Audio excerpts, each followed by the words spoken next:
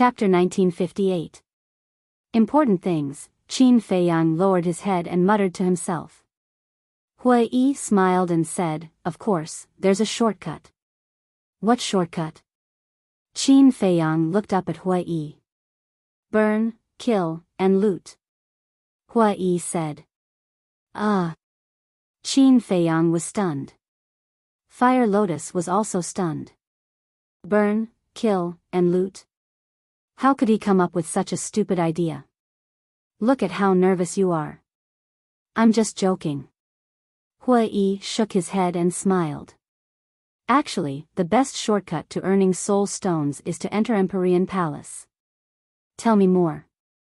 Qin Feiyang said.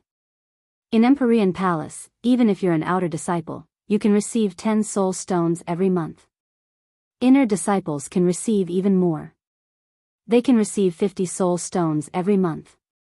Of course, the geniuses of Empyrean Palace, such as Feng Zijuan, can receive even more soul stones every month. In addition, you can also exchange precious herbs for soul stones. In the treasure pavilion, even the most precious herbs can only be exchanged for divine crystals. Empyrean Palace will give out missions every day. As long as you complete these missions, you can get a lot of soul stones." Hui Yi finished in one breath, his face full of yearning. Such a good treatment. No wonder everyone in the North region wants to enter Empyrean Palace. Qin Feiyang mumbled. "To be honest, Brother Jiang, I entered Empyrean Palace for soul stones." Hui Yi sighed. "It makes sense." Qin Feiyang smiled and said, "Are there any other forces in the North region besides Empyrean Palace?" "Yes. That force is the Treasure Pavilion. Don't underestimate the Treasure Pavilion just because it's a trading place. It's not only in the North region, but also in the East Tomb, West Desert, Southern Wilderness, and even the Divine Land. So, even the giants of Empyrean Palace are afraid of the Treasure Pavilion." Hui Yi said in a deep voice. Qin Feiyang said, "No wonder Shengguanqiu dared to scold Feng Zijuan. Shengguanqiu can't be underestimated. Although she's only the manager of the Treasure Pavilion, her master is the famous Treasure Pavilion master. In terms of status, Feng Zijuan is like this in front of her." Hui Yi stretched out his pinky and smiled. Qin Feiyang and Fire Lotus looked at each other. Frankly speaking, before this, they did not think that Shengguanqiu was that great. But who would have thought that his status would be so high? Being the disciple of the pavilion master of the Treasure Pavilion was not something that Feng Zijuan could compare to. Wait. 9 Heavens Palace's monthly expenses are so high, where did they get so many soul stones? Qin Feiyang suspiciously looked at Hui Yi. "Of course it's the soul line. Rumor has it that half of the soul lines in the northern region are in 9 Heaven Palace.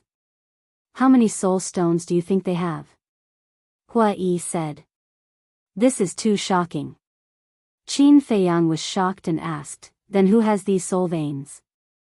"All the resources of 9 Heavens Palace are controlled by the Resource Hall Master." Hui Yi said. The meaning was obvious. It was Feng Yuan who controlled the soul lines. "Brother, if we get these soul lines, do you think we won't have to worry about soul stones for the rest of our lives?" Fire Lotus whispered. Qin Feiyang and Hui Yi heard this and their expressions suddenly became dull. "Shoo!" After Hui Yi came back to his senses, he immediately made a shushing gesture towards Hulian and transmitted his voice. "Little sister Hulian, you really won't rest until you've shocked people to death. Girl, you've got guts. You actually dare to have ideas about the soul lines of 9 Heavens Palace?" Qin Feiyang also smiled bitterly. Fire Lotus smiled embarrassedly. Qin Feiyang said again, "However, we can develop in this direction." "What?" Hui Yi was stunned again. Fire Lotus also looked at Qin Feiyang in shock. Qin Feiyang laughed secretly. "What haven't I done before? A mere 9 Heavens Palace can't scare me. You siblings are 2 people who aren't afraid of anything. I'm really convinced. It seems that I have to keep a distance from you in the future. Otherwise, I'll be killed by you sooner or later. Hui smiled bitterly. I'm just joking. Don't take it seriously. Nine Heavens Palace is such a terrifying existence. Even if I borrow courage from the heavens, I wouldn't dare to provoke them. Qin Feiyang said. Joking? Hui was slightly stunned and shook his head. I really don't think you're joking. Qin Feiyang laughed involuntarily. He held the wine cup and sipped it while paying attention to the black-clothed youth on the first floor. Suddenly, his eyes flashed as he raised his head and drank all the wine in the cup. Then, he put down the cup and looked at Hui with a smile. Brother Hua, I suddenly thought of something that I have to take care of. Hui was stunned, then nodded. Do you need help? It's a small matter, there's no need. Qin Feiyang shook his head. Hui said, that's a pity, I originally wanted to drink with Brother Jiang. There's still a long way to go. Qin Feiyang laughed. That's true. Then let's establish a contract bridge so that we can contact each other in the future. Hui took out the image crystal. All right. Qin Feiyang also took out the image crystal. Soon, the contract bridge was completed. Qin Feiyang kept the image crystal, stood up and looked at Fire Lotus with a smile. Let's go. Brother Hui, goodbye. Fire Lotus stood up, gently and politely smiled at Hui, and then quickly left with Qin Feiyang. After Qin Feiyang and Hui walked out of the Jade Zither building, the black-clothed youth also put down dozens of spirit crystals and hurriedly left. Interesting. Hui looked at the door on the first floor, and a meaningful smile appeared on his face. On the street, Qin Feiyang walked without looking back. Fire Lotus suspiciously asked, Qin Dage, where are we going? Outside the city. Qin Feiyang agreed in his heart. Then, he became silent. His eyes were sparkling. Fire Lotus looked at Qin Feiyang's side profile with a trace of helplessness in her eyes. Although they had been together for a long time, she could not see through the man in front of her. It was as if there was a veil covering his body. The black-clothed youth had been hiding in the dark, paying attention to Qin Feiyang and Hui. Soon, the West City Gate entered Qin Feiyang's line of sight. Qin Feiyang did not stop and went straight out of the city. And the guards did not check the people who went out of the city. After leaving the city, Qin Feiyang glanced at the mountains in front of him, and then took Fire Lotus and sped up, passing through the plains without looking back, and disappeared into the mountains and forests. The black-clothed youth also followed all the way into the forest. However, he found that the person was actually gone. He jumped up and stood on the branch of a big tree, scanning the dense forest in front of him, and gradually frowned. Where was the person? Why was he gone? After following for so long, you must be tired. But suddenly, a cold voice sounded behind the black-clothed youth. The black-clothed youth was startled, and his whole body was dripping with cold sweat. But before he could react, a wisp of blood like lightning pierced through his lower abdomen, and blood gushed out. Then, a person appeared in front of him. It was Qin Feiyang.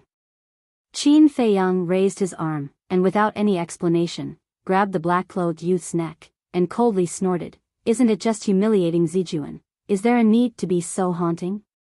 Before entering the forest, he immediately took Fire Lotus and entered the Black Tortoise world. And this time, he went out of the city to deal with this person. Because he did not want to be too passive.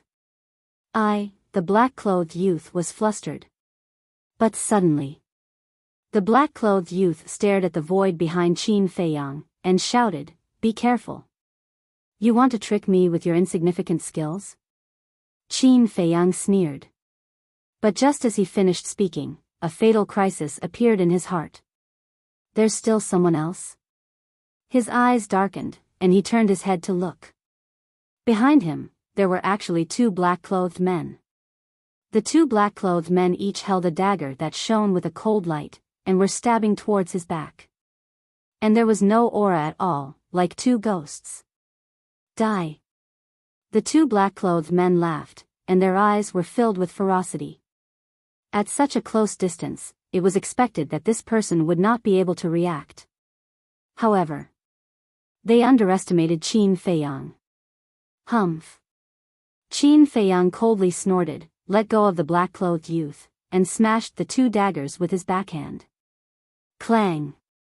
Accompanied by two deafening noises, under the incredulous gaze of the two black-clothed men, the two daggers, in just an instant, were shattered one after another. The black-clothed youth landed on the ground, and when he saw this scene, his face was also filled with disbelief. Those two daggers, at first glance, were divine artifacts. He actually shattered divine artifacts with his bare hands? How terrifying was this person's physical body? How dare you sneak attack me, you're courting death. Qin Feiyang turned to look at the two black-clothed men, his eyes filled with a murderous aura that could not be dispersed. The one courting death is you. After the two black-clothed men calmed down, their eyes also flashed with a fierce light. Boom! Following closely, two terrifying divine auras appeared.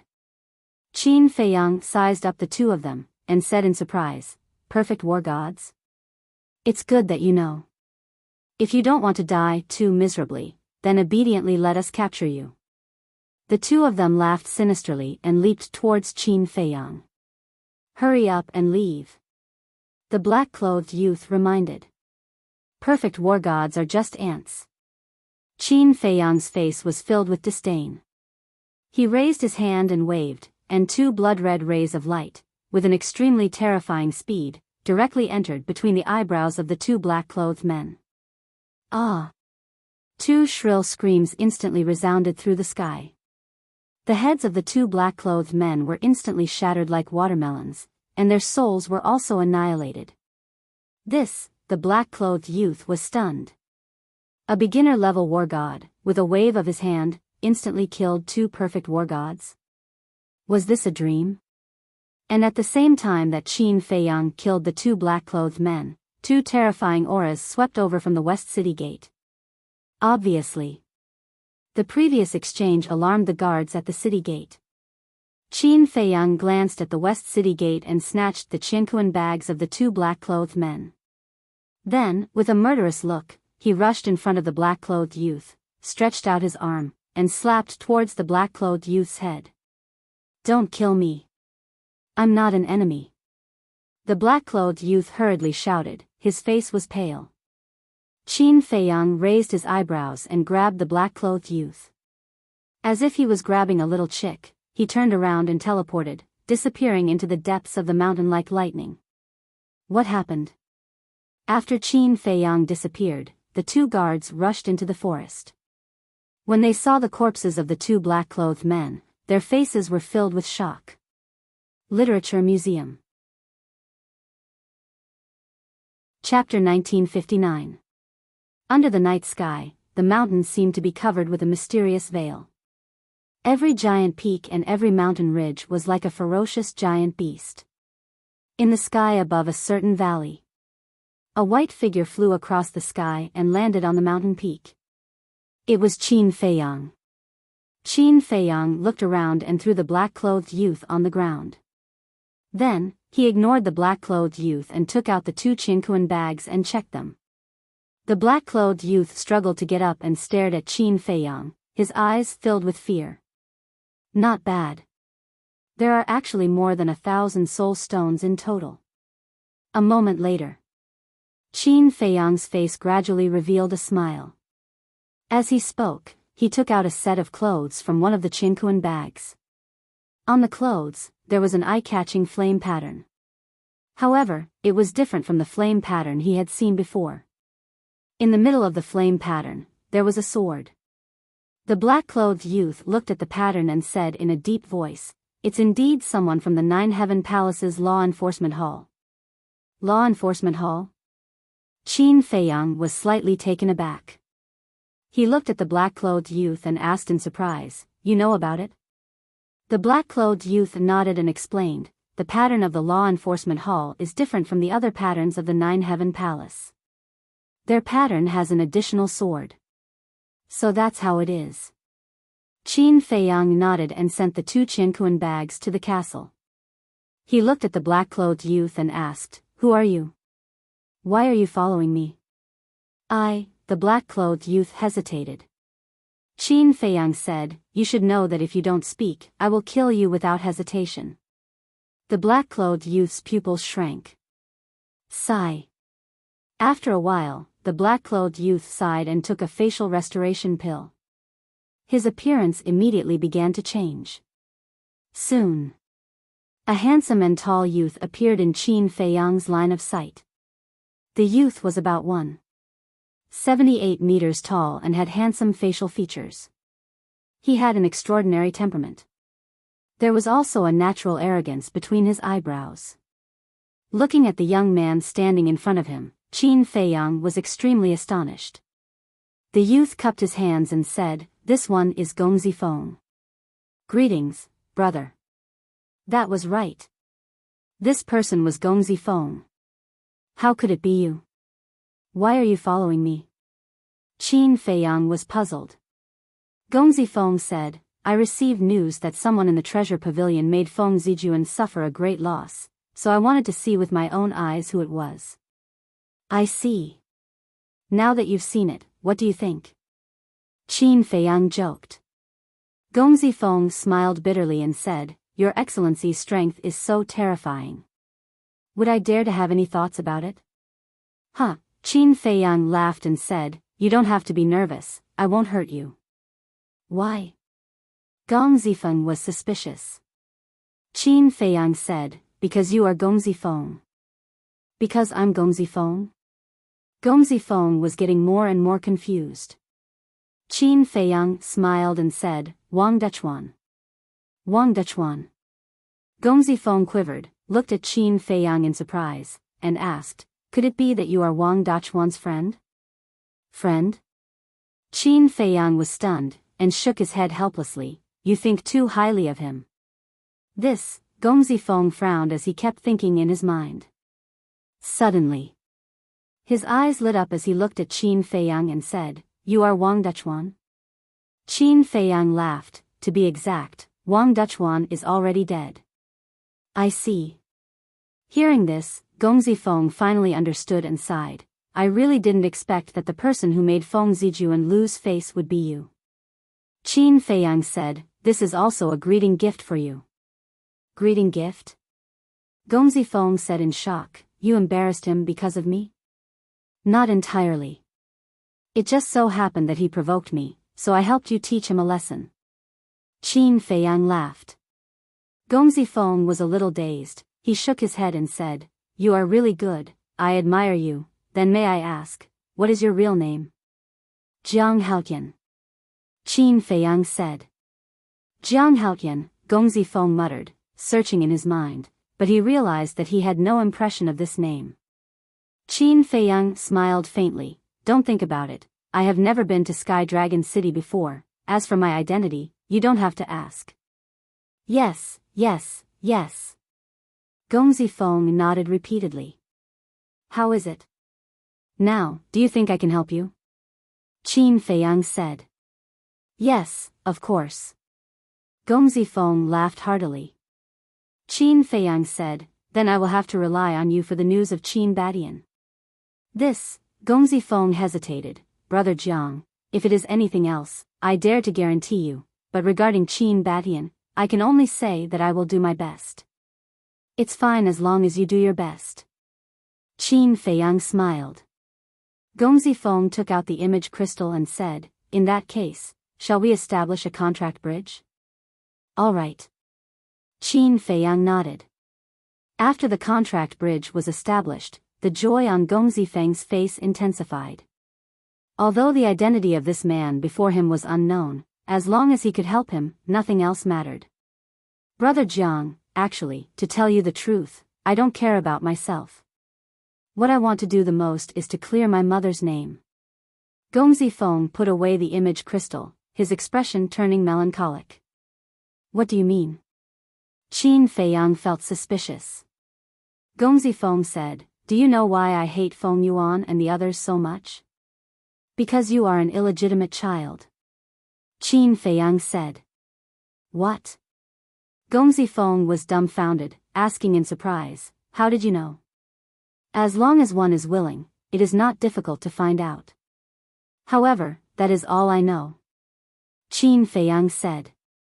Brother Jiang, you're really a scary person. Gong Zifeng shook his head, looking at the waning moon in the sky, and said, actually, the biggest reason why I am ostracized by Feng Zijuan and the others is not because I am an illegitimate child, but because of my mother. Qin Feiyang crossed his arms and looked at Gong Zifeng silently. Gong Zifeng pondered for a moment, then turned and walked to the edge of the cliff, looking down at the mountains below, and said, my mother used to be a woman in a brothel. Qin Feiyang frowned. Gong Zifeng laughed self-deprecatingly and said, Brother Jiang, after hearing this, do you also think that I am lowly? Wrong. Qin Feiyang shook his head. Wrong? Gong Zifeng turned and looked at Qin Feiyang in surprise. Qin Feiyang said, in this world, everyone is equal. There is no difference between lowly and noble. Thank you. Gong Zifeng smiled gratefully, and then a trace of anger appeared in his eyes. He said, but Feng Zijuan and the others don't think so. In their eyes, my mother is a lowly woman in a brothel, and a disgrace to the Feng family. What about you? Qin Feiyang asked. Me? Of course I love my mother very much. Because she is the one who gave me life. Gong Zifeng laughed softly. If you think so, it means that I am not helping the wrong person. Because I hate people who don't even recognize their own parents. Such people are worse than animals. Qin Feiyang said. Yes. Filial piety and gratitude are the most basic principles of being a child. Unfortunately, I don't even have the chance to be filial now. Gong Zifeng said sadly. Qin Feiyang raised his eyebrows and asked, your mother is no longer alive? Yes. Gong Zifeng nodded, and 2 drops of tears flowed from the corners of his eyes. He said, many years ago, my mother was killed by my father. What? Your father killed her with his own hands? Qin Feiyang was shocked. That's right. Gong Zifeng closed his eyes in pain and muttered, this memory is the pain of my life. I want to forget it, but I just can't. Every late night, my mother's despair and miserable cries would resound in my mind. Why did your father do that? Qin Feiyang asked with a frown.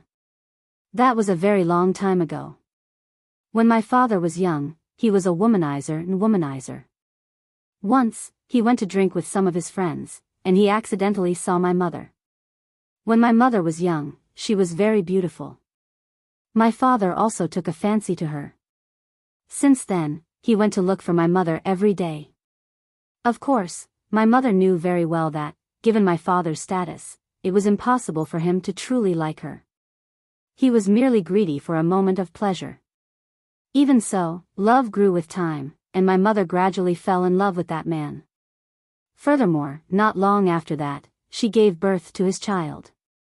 That child was me. However, my mother didn't tell him. That's because my father was already married at that time. Firstly, it was because my mother felt inferior. She felt that she was not worthy of my father. Secondly, she didn't want to make things difficult for my father. Thus, my mother left without saying a word. She went to a distant place and concealed her identity. Gong Zifeng said. She went to a distant place? Qin Feiyang was startled. Then, he asked suspiciously, your mother clearly did not want you and your father to recognize each other. If that's the case, why would such a situation occur? Do you know how difficult it is for a woman, a weak woman, to raise a child by herself? However, my mother never complained. She quietly raised me and taught me meticulously. During that time, although I didn't know who my father was, I lived a very happy life. However, one day, a great calamity befell me. When Gong Zifeng said that, an overflowing evil aura soared from his body. This evil aura caused Qin Feiyang to tremble. He had never seen such a terrifying evil aura before. At that time, there was a very powerful person in the small town that we lived in. He had always wanted my mother to become his concubine. Furthermore, he said that he would treat me as his own son. However, my mother knew that it was a lie. Thus, she never agreed to it. Later on, that person flew into a rage out of humiliation. He captured me and forced my mother to submit. In desperation, my mother had no choice but to seek my father's help. When my father found out that he had a son like me, he was also very surprised. However, he still acted. He killed that person and saved me. However, right when I thought that I had a father and would finally be able to enjoy his love, my father suddenly made a move on me and my mother. Furthermore, the reason for that was that our existence was a stain on their Feng family's reputation. Gongzi Feng shouted. The evil aura he emitted grew even more terrifying. Hatred filled his eyes. Chapter 1960. Hearing this, Qin Feiyang couldn't help but clench his fists tightly. There was a saying that even a vicious tiger wouldn't eat its cubs. However, this Gongzi Feng's father not only wanted to kill his own woman, but also his own child. How ruthless must he be to be able to do something like this? Although he had yet to meet this Nine Heavens Palace's law enforcement elder, his impression of him had already been greatly reduced. Qin Feiyang asked, "Then how did you escape?" "It was my mother." My mother knelt before him and begged him in every possible way before he agreed to let me go. However, the condition was that my identity as an illegitimate child could never be revealed, nor could anyone know who my birth mother was. I was a pitiful worm with no one to rely on. Naturally, I could only agree to these conditions. After that, he brought me to Nine Heavens Palace. However, the reason he brought me to Nine Heavens Palace was not to take care of me, but to make it convenient for him to keep an eye on me. Because they were worried that I would take revenge on them. Gongzi Feng said. Suddenly having a son like you would definitely attract criticism from outsiders. Then, what did your father say to others? Qin Feiyang asked. Back then, when he brought me back to Nine Heavens Palace, there were indeed many people who asked him about my identity. He had long since made arrangements to tell others that I was the son of him and Yin Hui. However, I was raised outside since I was young and didn't make it public. This Yin Hui was his legal wife, Feng Zijun's birth mother. Gongzi Feng said. Did no one suspect anything? Qin Feiyang was suspicious. No. Because my mother gave me the name Gongzi Feng, which also has the word Feng in it. Thus, no one thought too much about it. As for me, I naturally became their youngest son. Many people envied me. I had such a powerful grandfather, such powerful parents, big brother, and big sister. However, they didn't know how hard it was for me all these years. No matter what I did, I had to be careful, lest they caught something that could be used against me. Because once they caught something that could be used against me, it would be the time of my death. It could be said that no one could understand how I spent all these years. No one could understand how I felt. Gongzi Feng said in pain. No. I can feel it. I can understand it. Qin Feiyang shook his head. You? Gongzi Feng was startled and he looked at Qin Feiyang suspiciously. My experience and your father's. Back then, my father also wanted to kill me. It was also my mother who kneeled before him and begged him bitterly. Only then was I able to keep my life. However, there is a difference. My father killed me, to protect the billions of people below. As for your father, he truly wanted to kill you. Qin Feiyang said. Gongzi Feng was stunned. He sighed and said, I never thought that there would be someone in this world who had the same experience as me.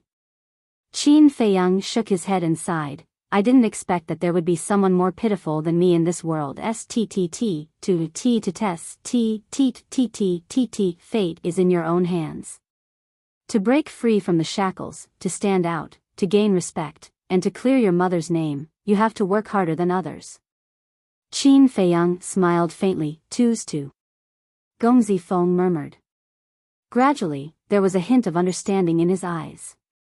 He turned to Qin Feiyang and bowed, saying, "Thank you for your reminder, Brother Jiang." Qin Feiyang waved his hand and smiled, saying, "I didn't do anything. You don't have to thank me." "No. Brother Jiang's words are like a ray of light to me. It's very meaningful. However, I'm still a little confused. What should I do?" Gongzi Feng said. Qin Feiyang smiled, "You don't have to do anything. You just have to work hard, be careful, and don't make any mistakes." "I can do that, but is it meaningful?" Gongzi Feng was doubtful. "Of course. In the future, I will make Feng Zijuan keep making mistakes. At that time, your father and grandfather will look at Feng Zijuan, who is getting worse day by day. When they look back at you, they will slowly realize that you are stronger than Feng Zijuan.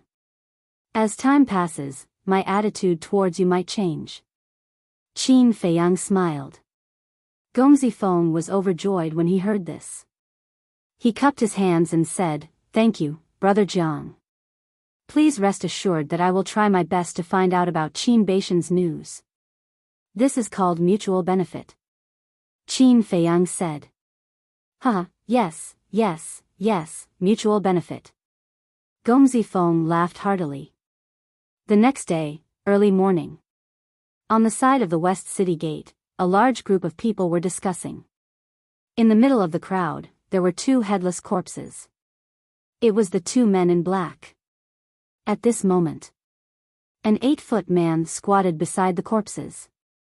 His eyes were gloomy. This person was Guyong. "Lord Guyong, do you recognize the owner of these two corpses?" The two city guards looked at Guyong and asked. "Yes. They are the law enforcers of my Nine Heavens Palace." Guyong said in a deep voice. "What? They are the law enforcers of Nine Heavens Palace. Who has the guts to kill the law enforcers?" The surrounding crowd was in an uproar. The faces of the two city guards were also filled with shock. Guyong got up, looked at the two guards, and asked, "Where did you find their corpses?" "In the jungle over there. Last night, we heard the sound of fighting, so we immediately rushed over to check it out.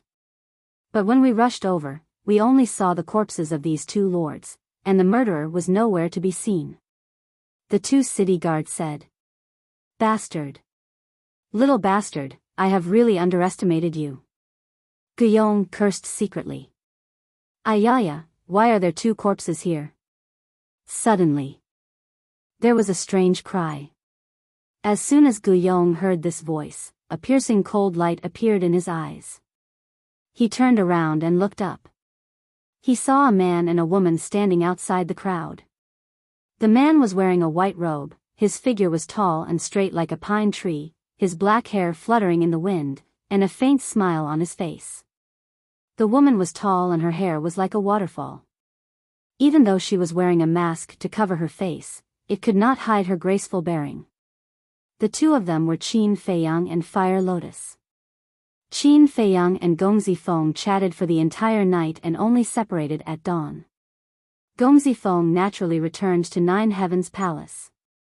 Qin Feiyang brought Fire Lotus back to Sky Dragon City and just happened to see this scene. Fire Lotus looked at the two corpses, then looked at Guyong, and said in surprise, "Brother, isn't this Lord Guyong?" "That's him. Lord Gu, to be able to meet him so early in the morning, we are really fated." Qin Feiyang smiled. Guyong looked at the two of them, his hands clenched, and his gloomy eyes were extremely frightening. Why does his voice sound so familiar? I seem to have heard it before. In the crowd, some people looked at Qin Feiyang suspiciously. Wait, he seems to be the one who fought with Feng Zijuan for the 9 Sun Lightning Fire at the auction house yesterday. Really? That's right, that's him. I was at the auction house yesterday, I saw it with my own eyes and heard it with my own ears. So he's that madman. Everyone's eyes changed. Someone who dared to make fun of Feng Zijuan was definitely not a simple person. Qin Feiyang looked at Guyong, then at the crowd in front of him, and said with a smile, "Everyone, can you move aside?" The crowd quickly moved aside. Qin Feiyang brought Fire Lotus and walked to Guyong's side with a happy face. Looking at the two corpses, he was speechless. "Even their heads are gone, what a pitiful death." "Lord Gu, I heard you say that they were the enforcers of Nine Heavens Palace?" Fire Lotus turned to look at Guyong and asked suspiciously. "That's right." Guyong nodded. "This murderer is really daring, he even dared to touch the people of Nine Heavens Palace." Fire Lotus said in shock. "Miss is right. Daring to touch the people of Nine Heavens Palace, no matter who he is, no matter how strong his background is, he will die without a doubt." Guyong sneered. These words were naturally for Qin Feiyang and Fire Lotus to hear. It was because he knew in his heart that those two black-clothed men were definitely killed by Qin Feiyang. "Lord Gu, you're right. Who dares to offend a giant like Nine Heavens Palace? But Lord Gu, there's a good saying, those who have nothing to lose are not afraid of those who wear shoes. Some people are not so easy to deal with. We'll meet again." Qin Feiyang chuckled, then brought Fire Lotus and entered the city, disappearing into the crowd. The two city guards stared blankly at the backs of Qin Feiyang and Fire Lotus, even forgetting to check on them. Their eyes were filled with admiration. Daring to be so arrogant in front of Guyong, these two young men were really daring. In the next few days, Qin Feiyang and Fire Lotus stayed in the auction house during the day and cultivated in the castle at night. But regretfully, the god of death fruit and Yin's spirit wood did not appear. Guyong also seemed to have given up, no longer sending people to follow and monitor Qin Feiyang. On the fifth day, Qin Feiyang was still the same as before, quietly sitting in the auction house's ninth private room. And now, the ninth private room was like his personal VIP room. Because every time he came, he would be in this private room. Dong! At noon, there was a knock on the door. "Come in," Fire Lotus said.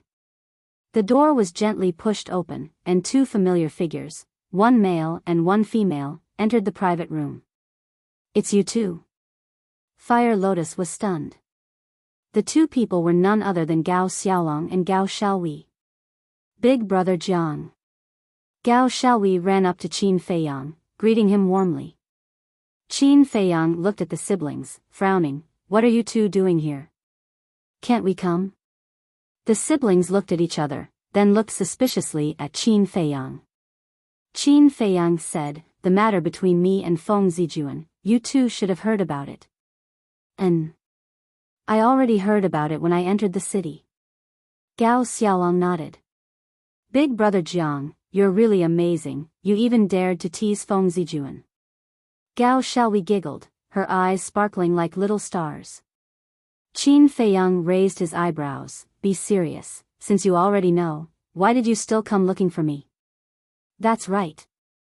If Feng Zijuan's lackeys see you too, you'll be implicated," Fire Lotus added. Chapter 1961. So that's what you're worried about. Gao Xiaolong was enlightened and smiled. "Thank you for your concern, but it's okay because when we came in, no one saw us." "That's good." Qin Feiyang sighed in relief and asked, "How's the Guo family?"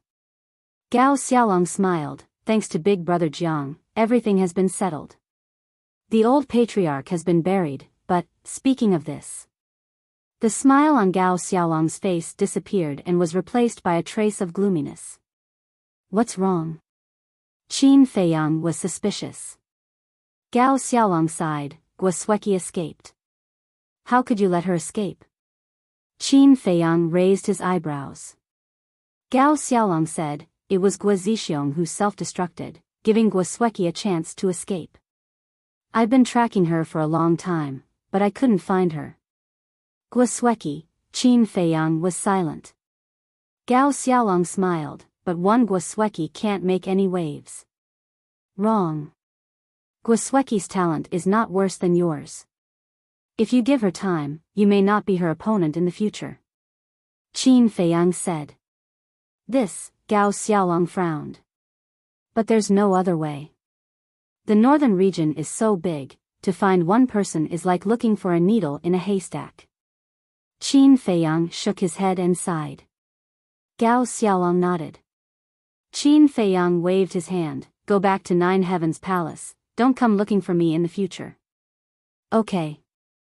But there's something I want to ask Big Brother Jiang for help. Gao Xiaolong said. Qin Feiyang asked, is it about your sister entering Nine Heavens Palace? Yes. Now, Xiaowei is my only family in the world, I can't let her wander outside alone. So I want to ask Big Brother Jiang to help Xiaowei pass the test. Gao Xiaolong said. Qin Feiyang pondered for a while and shook his head, I can't help with this. Why? Gao Xiaolong asked. Because if I help Xiaowei, it's equivalent to telling Feng Yuan that you siblings are related to me. This will only harm you. Qin Feiyang said. Then what should we do? It's impossible for Xiaohui to pass the test with her own abilities. Gao Xiaolong was anxious. Qin Feiyang said, go find Gongzi Feng, he will help you and your sister. Young Master Feng? Gao Xiaolong was stunned, frowning, how can he help us? Qin Feiyang said, just go and find him. When he asks you, just say it was my arrangement. This, Gao Xiaolong hesitated for a moment before nodding, all right, little Hui, let's go. Thank you, Brother Jiang. Gao Xiaowei bowed to express her gratitude and followed Gao Xiaolong out of the room. After the two left, Fire Lotus looked at Qin Feiyang and smiled, now your conscience won't be condemned, right? Of course not. I've already repaid what I owed them. From now on, it will depend on their own luck. Qin Feiyang smiled faintly. Then, what if they find out the truth later that it was because of you that their Gao family was exterminated and they hate you? Fire Lotus asked. Qin Feiyang smiled, if that's the case, what's the harm in killing them? What's the harm in killing them? Fire Lotus muttered to herself and sighed, Gao Xiaolong, Gao Xiaowei, you two better take care of yourselves.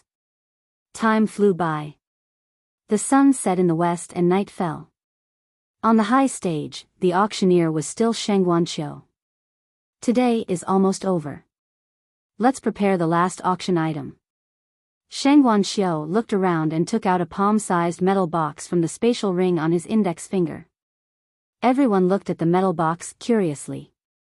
Sheng Guanqiu waved his hand and the metal box opened with a click. A terrifying heat wave surged out of the box. The whole auction house turned into a giant furnace in an instant.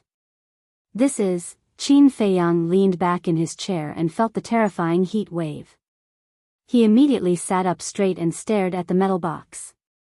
Sheng Guanqiu lifted a finger and a flame flew out of the metal box and floated in the air. Alchemy fire. Qin Feiyang was excited.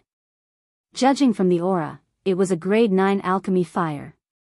A grade 9 alchemy fire was exactly what he wanted. Whether it was refining the spirit-breaking pill or the dragon soul primordial spirit pill, they all needed a god-level alchemy fire. The nether devil flame was only at grade 9. Therefore, it needed 3 more grade 9 alchemy fires to reach the god level. This is a grade 9 alchemy fire. The starting price is 500,000 and there is no upper limit. Let the auction begin. As soon as Sheng Guanqiu finished speaking, the sound of bidding was heard. Qin Dage, if you want to make a move, do it now. Because with your current reputation, as long as you open your mouth, I believe no one else will make a bid. Fire Lotus said. In the time that Fire Lotus opened her mouth, the price had already risen to 1 million. When Qin Feiyang heard this, he was stunned. Am I that famous? Why don't you try? Fire Lotus smiled. Okay. I'll try. Qin Feiyang laughed and said, 1,500,000. As soon as the voice came out, the whole place fell into a dead silence. Is it him? Yes, it's him. I can't be more familiar with this voice. He's still in the auction house. This is not good. Soon. The auction house was in an uproar. As Fire Lotus expected, no one made a bid. What's wrong with them? Why didn't the person in the 9th private room make a bid? In a private room, there were 5 young men and women who looked at the people in the auction house suspiciously. There were 3 men and 2 women. They were dressed in gorgeous clothes and had an extraordinary temperament. They don't dare to compete with this person. Another white-clothed youth pushed open the door and said with a smile, "Big brother Nya, you're back."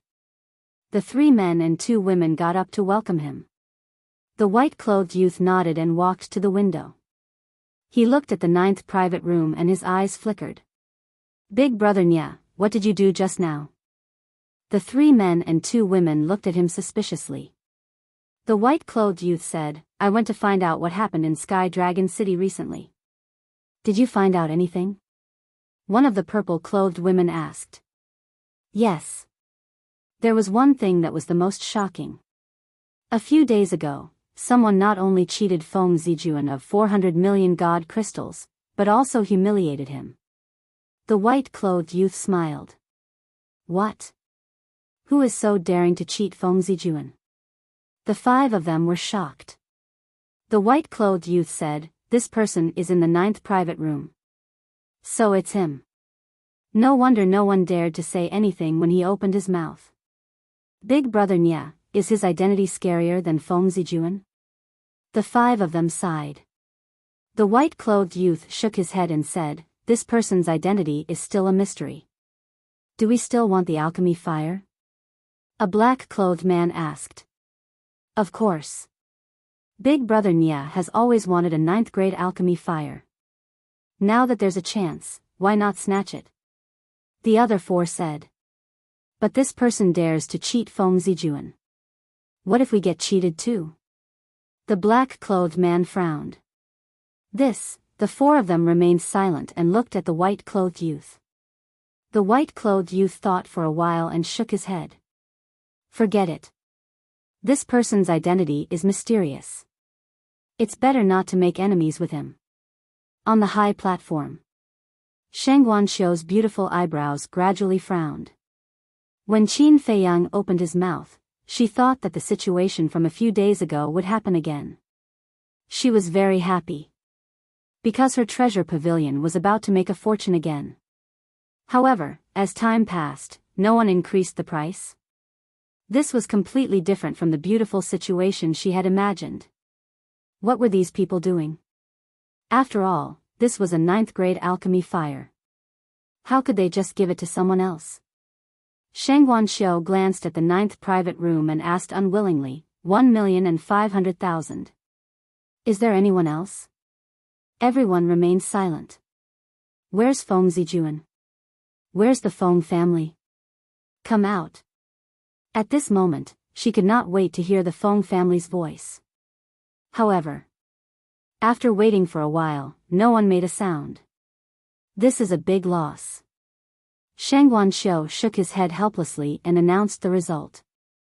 "Qin Dage, did you see that? Now you're in Sky Dragon City. You're a ruthless person that everyone is afraid of." Fire Lotus covered her mouth and laughed. Qin Feiyang smiled helplessly. This scene was really unexpected. Shang Guanxiu must hate him to death. However, this 9th-grade alchemy fire was too cheap. The starting price was only 500,000. After all, in the Great Qin dynasty in the Forgotten Continent, a 9th-grade alchemy fire could not be found at all.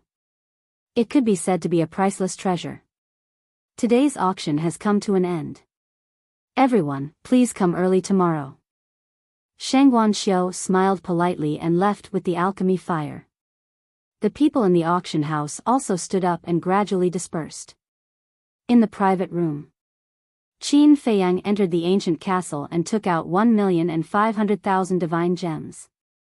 He put them in a Qianquan bag and prepared to leave with Fire Lotus. However, at this moment, Shang Guanxiu came to him and reluctantly handed the alchemy fire to Qin Feiyang. Qin Feiyang thanked him and also handed the Qianquan bag to Shang Guanxiu. Shang Shang Guanxiu looked at the divine gems in the Qiankuan bag and his face twitched slightly. He said, "Young master, in the history of the treasure pavilion, a 9th-grade alchemy fire has never been sold for less than 5 million. This time, you got it for only 1,500,000. You got a great deal.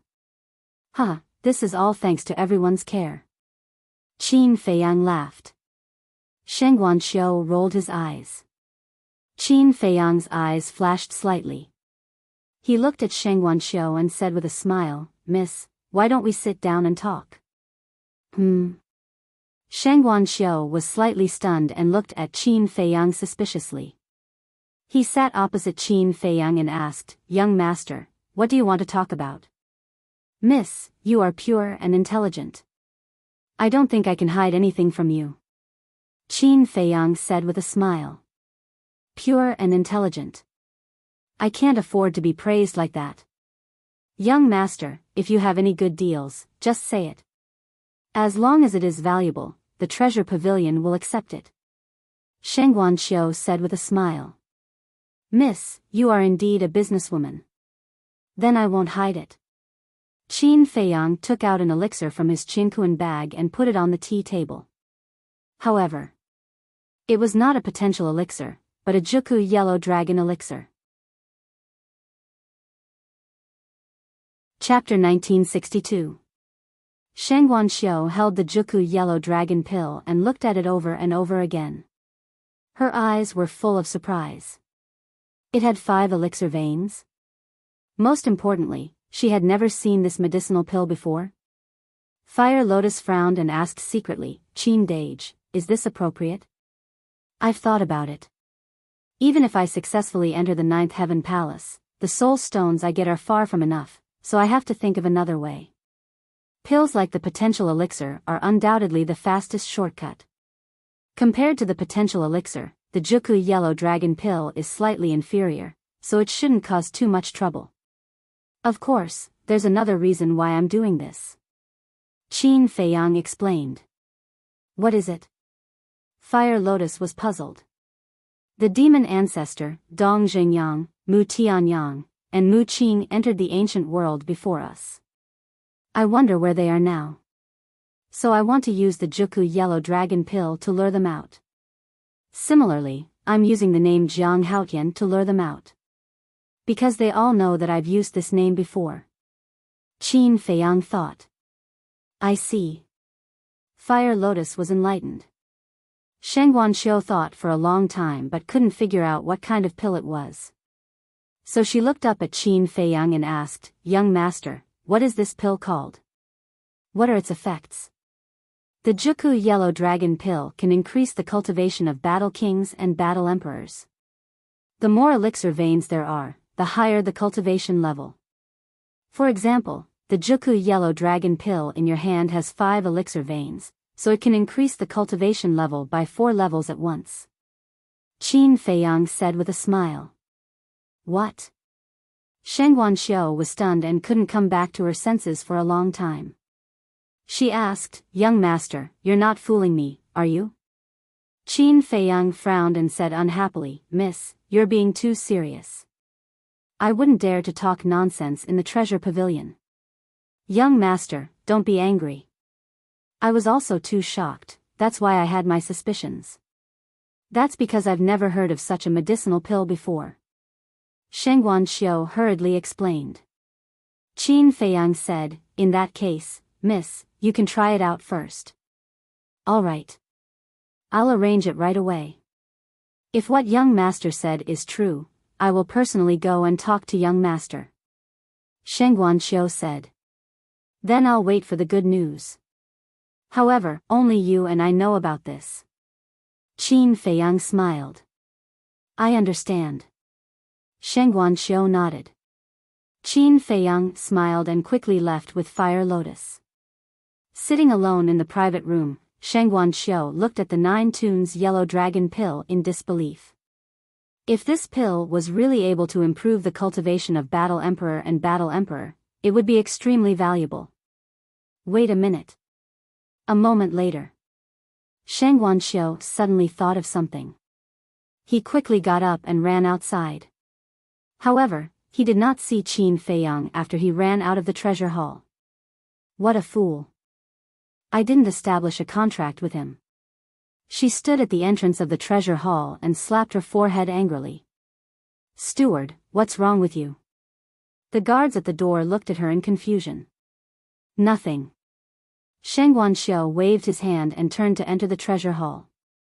However, he suddenly stepped back and looked at the two guards. In the future, if Jiang Haotian comes to the treasure hall, you must treat him well and inform me immediately. Jiang Haotian? The two guards were confused. Sheng Guanxiu said, the one who cheated Feng Zijuan a few days ago. Got it. The two guards nodded. Sheng Guanxiu also left in a hurry. The Black Tortoise World. Qin Feiyang stood against the wind and looked at the image in the void with a smile on his face. At the side, Huolian had a face full of suspicion. After leaving the treasure hall, they found a dark alley and entered the Black Tortoise World. Then, they returned to the treasure hall. Therefore, they both saw Sheng Guanxiu chasing after them. Fire Lotus looked away and asked in confusion, Qin Dage, why didn't you establish a contract with her? Girl, this is the trick. Qin Feiyang smiled. Trick? Fire Lotus was stunned. That's right. There's a saying that goes, what you don't get is the most precious. What you get too easily will not be cherished. In short, when dealing with a shrewd person like Sheng Guanxiu, you must seize the initiative. Qin Feiyang smiled. I see.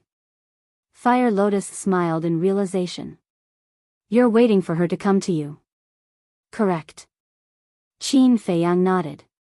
Fire Lotus looked at Qin Feiyang and sighed. Qin Dage, I feel more and more that you're too scary.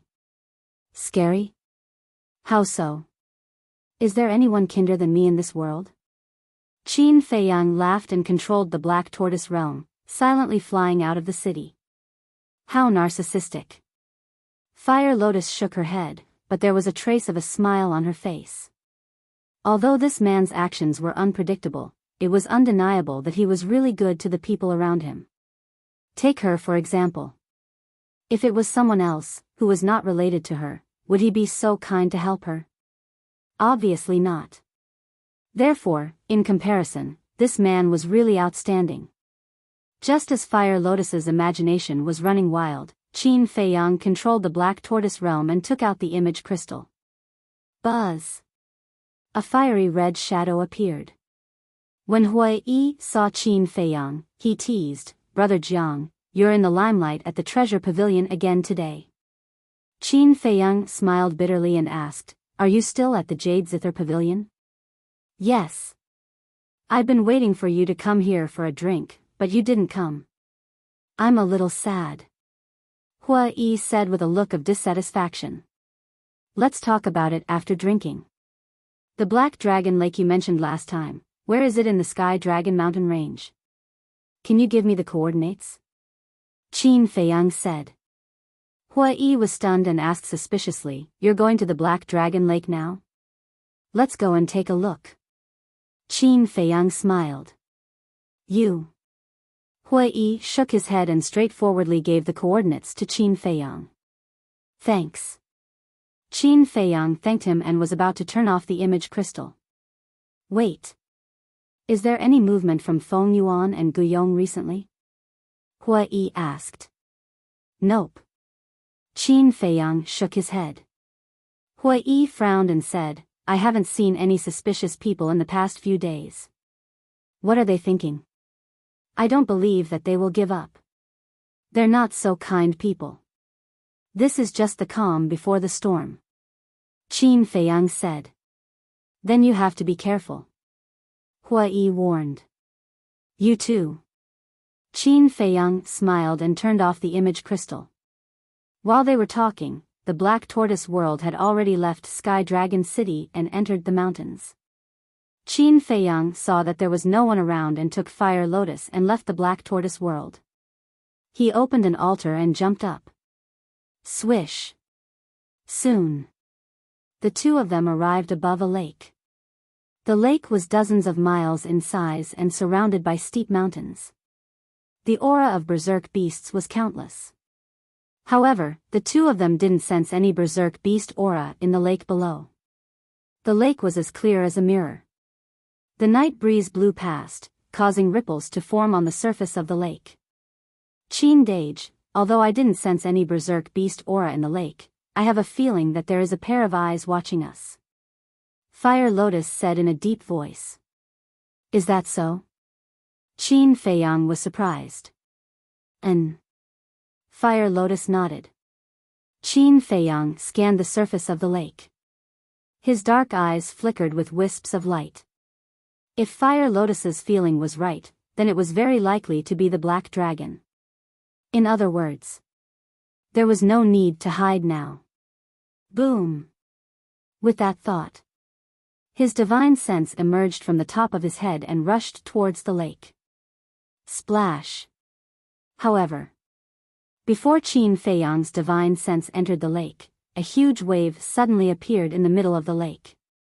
Following closely, a terrifying dragon aura rushed into the sky like a volcanic eruption. This is the aura of a half-step divine lord. Qin Feiyang's eyes trembled. What Hua Yi said was true. This black dragon had the cultivation of a half-step divine lord. Roar! Accompanied by a loud dragon roar, a black dragon rushed out of the water and stopped in front of Qin Feiyang and Fire Lotus. It's really a black dragon. Qin Feiyang's eyes lit up. The black dragon in front of him was more than 10,000 feet long. Its scales were dense, like a majestic mountain range. Its eyes were as big as a dustpan, flashing with an astonishing ominous light. The black dragon stared at Qin Feiyang and shouted, "Human, what are you looking for by releasing your divine sense?" The voice was like a bell, shaking Qin Feiyang and Fire Lotus. "I'm looking for you." Qin Feiyang laughed. The ominous light in the black dragon's eyes became stronger and stronger. "What are you looking for this emperor for? Do you want this emperor to be your mount? Or do you want this emperor's blood essence? Don't misunderstand." Qin Feiyang quickly waved his hand and said, "I'm here to confirm something with you." "Confirm something?" The black dragon was stunned. Qin Feiyang waved his hand, and the flame god power emerged, condensing into a figure. This person was Hua Yi. Fire Lotus was puzzled. "Qin Dage, what do you mean by this?" "Hua Yi has the black dragon's blood, which means he fought with the black dragon. But you also saw that Hua Yi is only a war god at the Great Success stage, and the black dragon is a half-step divine lord. A war god at the Great Success stage can actually obtain dragon blood from a half-step divine lord black dragon. Don't you think it's strange?" Qin Feiyang thought. Fire Lotus was stunned. "So this is your purpose in coming to the Black Dragon Lake?" "Yes. The feeling Hua Yi gives me is too special. It's familiar yet strange, so I want to understand his true strength." Qin Feiyang transmitted. Just as he finished speaking, Qin Feiyang noticed that the black dragon looked at Hua Yi's figure with eyes full of fear and anger. Qin Feiyang said, "I want to know his strength." "You know him?" The black dragon didn't answer. "Yes." Qin Feiyang nodded. The black dragon asked again, "Then what is your relationship with him?" "We can be considered friends." Qin Feiyang thought for a moment and said. "Friends," the black dragon murmured. Suddenly, his ferocious nature erupted. He raised his giant tail high and smashed it towards Qin Feiyang and Fire Lotus like lightning. Qin Feiyang's expression changed.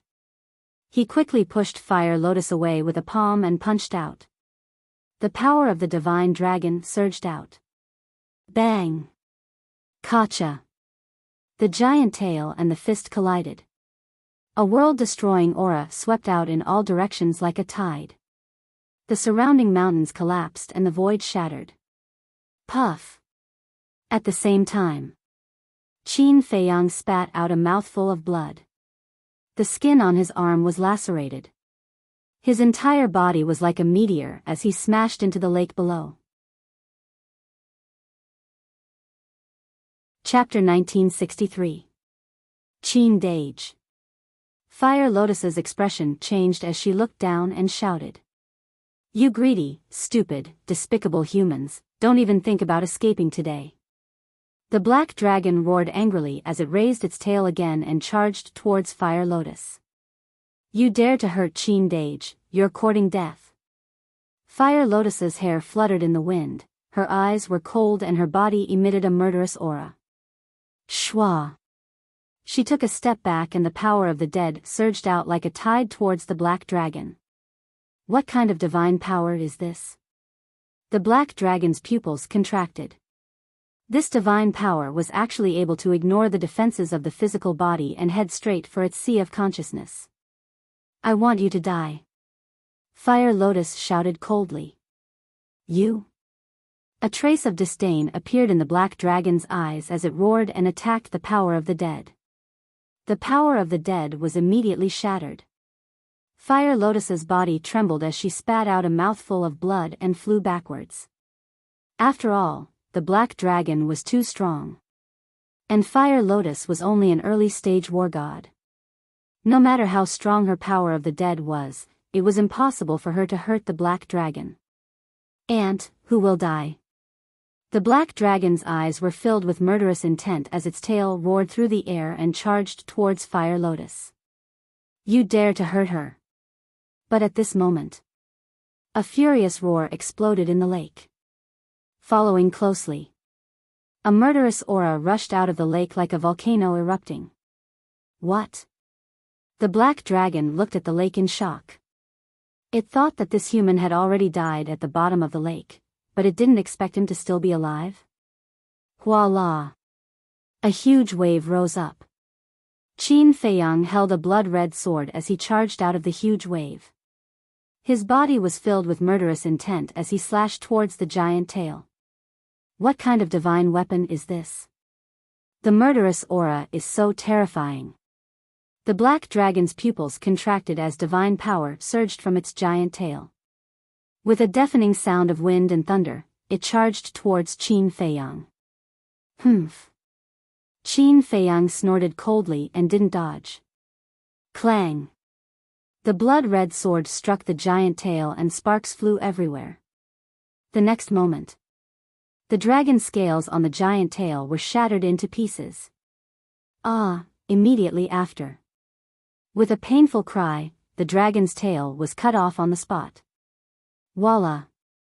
Dragon blood poured out like a waterfall and dyed the void red. How is this possible? The black dragon fled into the distance and stared in shock at the blood-colored sword in Qin Feiyang's hand. Fire Lotus flew to Qin Feiyang's side and asked with concern, Qin Dage, are you all right? I'm fine. Why are you so impulsive? Qin Feiyang looked at her with dissatisfaction. I'm just angry. We're not here to take its divine soul. Why would it want to kill us? Fire Lotus said unhappily. What? You want to take this emperor's divine soul? Black Dragon angrily said. I did have that thought. However, every mystical dragon is extremely rare. I really can't bear to see them like this. But now, I've changed my mind. Today, I must take your divine soul. Because you've provoked me. Qin Feiyang's eyes flashed with blood-red light. The black dragon god panicked and said angrily, if you have the ability, put down the divine artifact in your hand. Divine artifact? Qin Feiyang was slightly stunned and said jokingly, if you have the ability, why don't you suppress your cultivation to the level of an early-stage war god? Okay. The black dragon agreed without hesitation and its cultivation rapidly plummeted. However, in the blink of an eye, it stabilized at the level of an early-stage war god. Qin Feiyang was surprised. He actually did that? Wasn't this guy a little too confident? Qin Feiyang also waved his hand and the blood-red sword dissipated. Dissipated? Is it not a divine artifact? The black dragon's eyes widened. Qin Feiyang swallowed a healing pill and snorted, "Stop talking nonsense, let's fight." Swish. He took a step forward with an imposing aura. Wait. The black dragon's eyes widened again. It finally noticed the purple golden dragon blood on Qin Feiyang's body. How could a human have dragon blood? What the hell? However, Qin Feiyang ignored it and slapped the black dragon's body. Roar. The black dragon let out a cry and its huge body was sent flying into the mountains outside the lake. Boom. The giant mountains crumbled immediately. The earth also sank and a deafening rumble sounded like thunder. Bastard, I'm talking to you. Didn't you hear me? The black dragon got up and rushed into the sky and roared angrily. I told you, stop talking nonsense. Qin Feiyang smiled coldly. Okay. If you want to die, I'll grant you your wish. The black dragon was furious. Its divine power turned into a giant wave that covered the sky and pounced towards Qin Feiyang. The corners of Qin Feiyang's lips curled up, and the divine dragon force formed by the purple gold dragon chi surged out in all directions. Boom! The black dragon's divine power was instantly annihilated. What? The purple golden dragon energy. The black dragon was dumbfounded again. Who was this person? Not only did he have the purple golden dragon blood, but he also had the true purple golden dragon energy. Could it be that he was not a human but a purple golden dragon? Just as the black dragon was stunned, the purple golden dragon energy roared out and drowned it. Ah! A scream suddenly resounded through the night sky. The dragon scales on the black dragon's body cracked and shattered one by one. In the blink of an eye, the black dragon's entire body was badly mutilated. Boom! But suddenly, the black dragon's aura was fully released. Its cultivation instantly soared to a half-step divine lord. Then, that huge body directly crushed over. The power of the purple gold divine dragon immediately crumbled and ceased to exist. At the same time, a wisp of divine power flashed across the sky like lightning and swept towards Qin Feiyang's lower abdomen. It was a critical moment. Qin Feiyang's body tilted and that wisp of divine power immediately swept past his waist and tore a large piece of flesh. However, his lower abdomen and qi had escaped. Qin Feiyang lowered his head and looked at the wound on his waist, then raised his head and glared at the black dragon angrily. Do you want to say that I'm despicable? Hee hee. You're more despicable than me. The black dragon sneered. What do you mean? Qin Feiyang raised his eyebrows. The black dragon said, the dignified purple golden dragon actually pretended to be a pig to eat a tiger, pretending to be a lowly human. Ah! Qin Feiyang was stunned. Did this black dragon think that his real body was the purple golden dragon? The purple golden dragon blood, the purple golden dragon energy, aren't these the best proof? You still don't admit it? The black dragon said angrily. Fine. As you said, I'm the purple golden dragon. Qin Feiyang grinned and teleported in front of the black dragon. Bastard, you still won't stop. The black dragon roared and spat out a mouthful of dragon breath, pouncing towards Qin Feiyang with an earth-shattering force. Give me a taste of my own medicine. Qin Feiyang slapped out with his palm, golden light surging from his palm. Boom! After a short stalemate, the dragon breath turned in the air and instantly drowned the black dragon. At that moment, the black dragon screamed. Flesh and blood splattered everywhere. When the dragon breath dissipated, the black dragon was already on the verge of death. Qin Feiyang walked in front of the black dragon and said indifferently, Half-step divine lord, is only a so-so.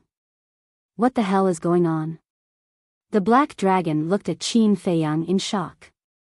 Half-step divine lord, although you haven't truly reached the divine lord realm, you're already not comparable to a war god. Normally speaking, with my cultivation, no matter how powerful the divine arts I have mastered, it's impossible for me to pose a threat to you. It's even more impossible for me to seriously injure you. But unfortunately, the divine arts I have mastered can ignore the barrier of the major realm. Qin Feiyang sneered. Ignore the barrier of the major realm. Hearing this, the black dragon's heart was in turmoil. There was actually such a divine art in the world? Are you convinced? Qin Feiyang asked. No. This emperor hasn't activated his battle soul yet. If you have the ability, wait for this emperor to recover from his injuries and fight again? The black dragon said angrily. Qin Feiyang said, for a defeated opponent, I don't want to waste any more time. The black dragon was stunned for a moment, then immediately burned with anger and roared, Bastard, is there a need to humiliate this emperor like this? This is the truth, how can it be called humiliation? Qin Feiyang was puzzled. The black dragon was so angry that he was about to go crazy. He took a deep breath and said in a deep voice, This emperor's skills are inferior, I admit defeat. If you want to kill me, then come. You have quite a backbone. Qin Feiyang chuckled. Humph. The black dragon snorted from his nose, closed his eyes, and quietly waited for death. But after waiting for a while, he didn't hear Qin Feiyang's movements, so he opened his eyes suspiciously. When he saw Qin Feiyang at this time, he was stunned. At this moment, Qin Feiyang was crossing his arms in front of his chest, and he had no intention of killing him. Didn't you want to take this emperor's divine soul? Why don't you do it? The black dragon raised his eyebrows. Qin Feiyang said indifferently, I changed my mind again, can't I? You really change your mind. Then tell me, what do you want to do? The black dragon asked. Qin Feiyang waved his hand, and Huiyi's shadow appeared again. The black dragon's eyes surged with anger. Qin Feiyang said, His strength, how is it? The black dragon frowned and said, Aren't you his friend? You still don't know? I ask, you answer. If you dare to say another word of nonsense, then I will really take your divine soul. Qin Feiyang said. The black dragon's pupils shrank and said, This person's cultivation is the same as yours, a low-level war god, but his methods are very terrifying, not inferior to yours. Not inferior to me? Qin Feiyang frowned. Yes. Half a month ago, he accidentally came here and discovered this emperor's existence. At that time, seeing that he was only a low-level war god, this emperor didn't take him seriously. But after fighting with him, this emperor found out that he was a bastard who pretended to be a pig to eat a tiger. The black dragon gritted his teeth and said, What did he do to you to make you hate him so much? Qin Feiyang was suspicious. Although he didn't kill this emperor, he plundered this emperor's treasures. Those treasures were all painstakingly accumulated by this emperor. He didn't even leave a copper coin for this emperor, don't you think he's too much? The black dragon roared angrily. Qin Feiyang was stunned. So it was for the treasures. Fire Lotus walked over, looked at the black dragon and asked, Then do you know his identity? I don't know. If I knew, this emperor would have already dug up the graves of his 19 generations of ancestors. The black dragon coldly snorted. Fire Lotus couldn't help but bitterly smile. How much did he hate Hui Yi to say such ruthless words? The black dragon said, In short, if you're not familiar with him, then you have to be careful of him. Qin Feiyang thoughtfully thought for a while and said with a smile, Thank you for the reminder. There's one more question. Where can I find the Reaper's Fruit and Ghost Wood in this Heavenly Dragon Mountain range? Reaper's Fruit? Ghost Wood? The black dragon was slightly stunned, looked around and said in a low voice, Heavenly Dragon Mountain range doesn't have it, but there's definitely a place that has it. Where? Qin Feiyang hurriedly asked. Chapter 1964. The black dragon looked at Qin Feiyang with disdain. Even if I tell you, you might not dare to enter this place. Qin Feiyang was taken aback. He asked suspiciously, Is that so? Of course. This place is Nine Heaven Palace. The black dragon said. Nine Heaven Palace? Qin Feiyang was surprised. That's right. There's a cemetery in Nine Heaven Palace. Inside the cemetery are buried the dead of Nine Heaven Palace. There's 100% death god fruit and een soul wood. However, the cemetery is the biggest forbidden area of Nine Heaven Palace. Not only are there super experts guarding it, but there's also an indestructible barrier. Apart from the palace masters, no one can enter the cemetery. The Black Dragon said. Nine Heaven Palace, cemetery. Qin Feiyang pondered for a while and frowned. How do you know so much?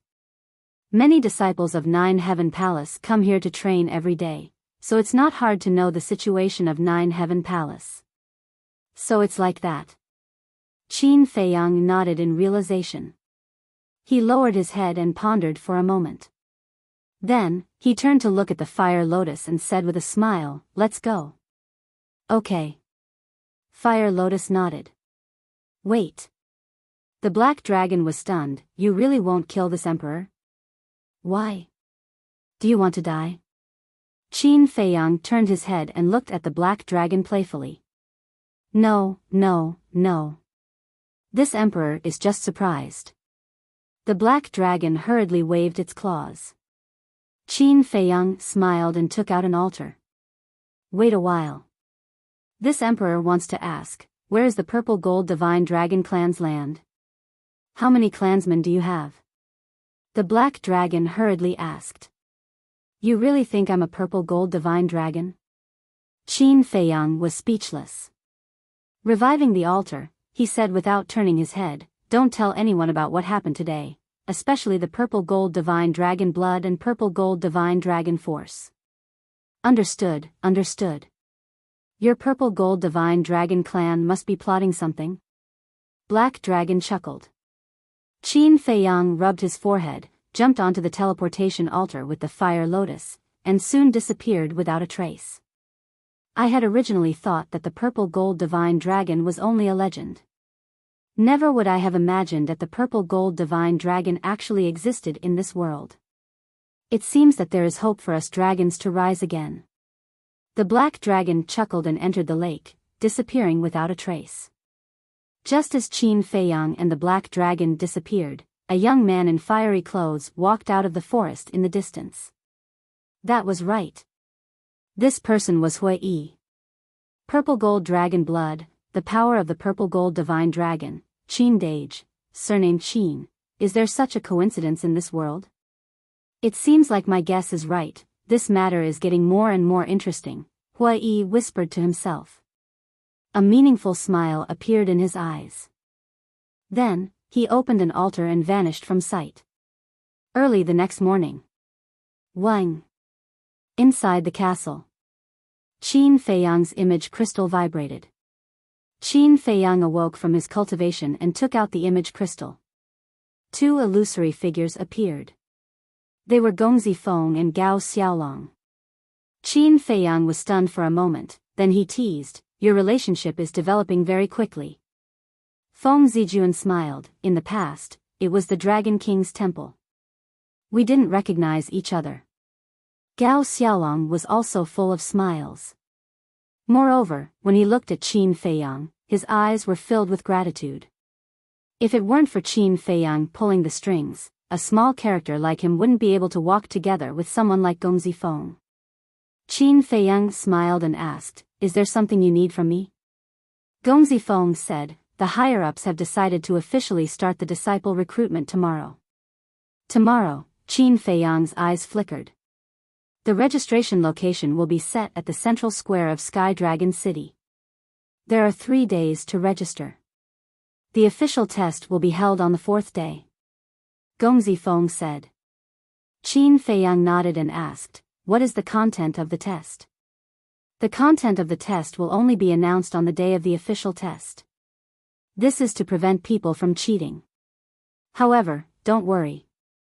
We will think of a way to find out in advance. Gongzi Feng said. Can you do it? Qin Feiyang had a doubtful attitude. Gao Xiaolong smiled, Big Brother Jiang, I definitely can't do it. However, Senior Brother Jun can definitely do it. Why do you say that?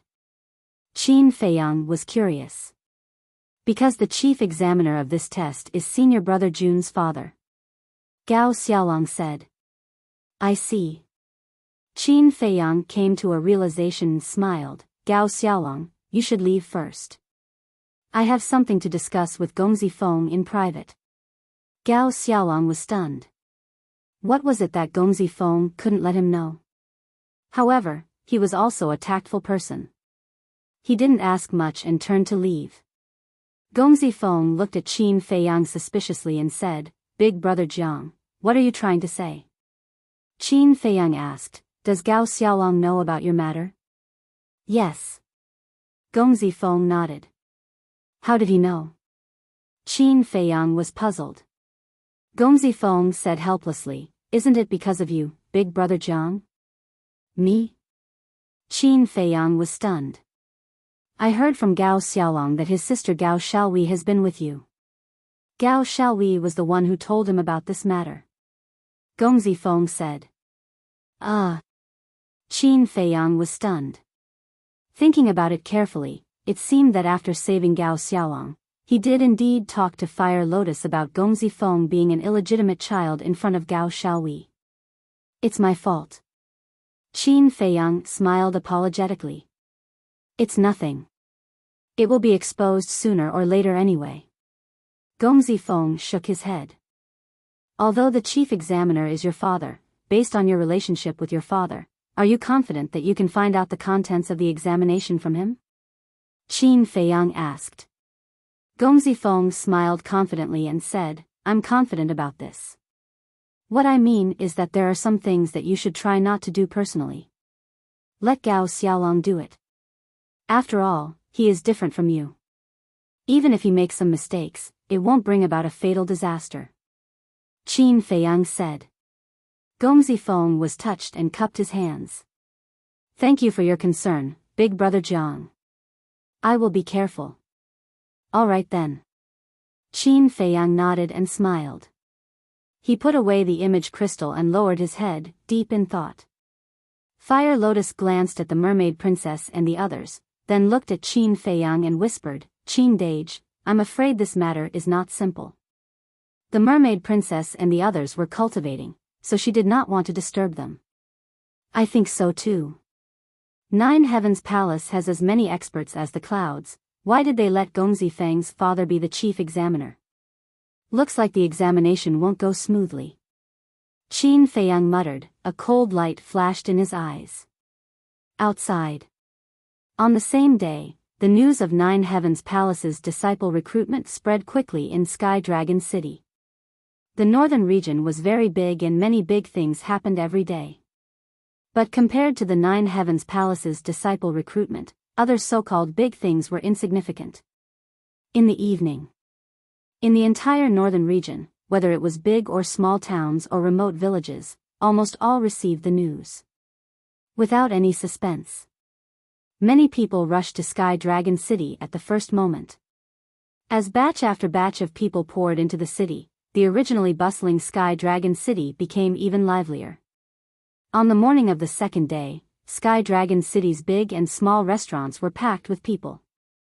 Even if they had money, they couldn't find a place to stay. Therefore, the people who came later all gathered outside the city. Because there was no more space in the city. On the third day, the plains outside the city were filled with people. Do you know who this year's chief examiner is? Do you know what the examination is about? Every year, it is only announced on the day of the examination, who knows? But what is certain is that many people will die today. Yeah. Although Nine Heavens Palace is a cultivation holy land, the contents of the examination over the years are too cruel. Without the blessing of the goddess of victory, it is impossible to become a disciple of Nine Heavens Palace. If that is the case, then why did you come here? To join in the fun and broaden my horizons. Everyone gathered in twos and threes and discussed. Central Plaza. It was located at the center of Sky Dragon City, not far from the Treasure Pavilion and Jade Zither Pavilion. This place was more crowded than the other places. In the center of the plaza stood a dozen tall and sturdy men. They all looked middle-aged and wore black clothes. Each of them was more than 2 meters tall, like a small mountain, emitting a shocking pressure. The clothes on their chests were engraved with a flame pattern of a small sword. That's right. They were all members of Nine Heavens Palace's law enforcement hall. The dozen of them formed a circle. On one hand, they were there to maintain order, and on the other hand, they were there to protect a white-haired old woman. The white-haired old woman sat on a chair, her old eyes bright. In front of her was a desk, and on the desk was a yin and yang ring.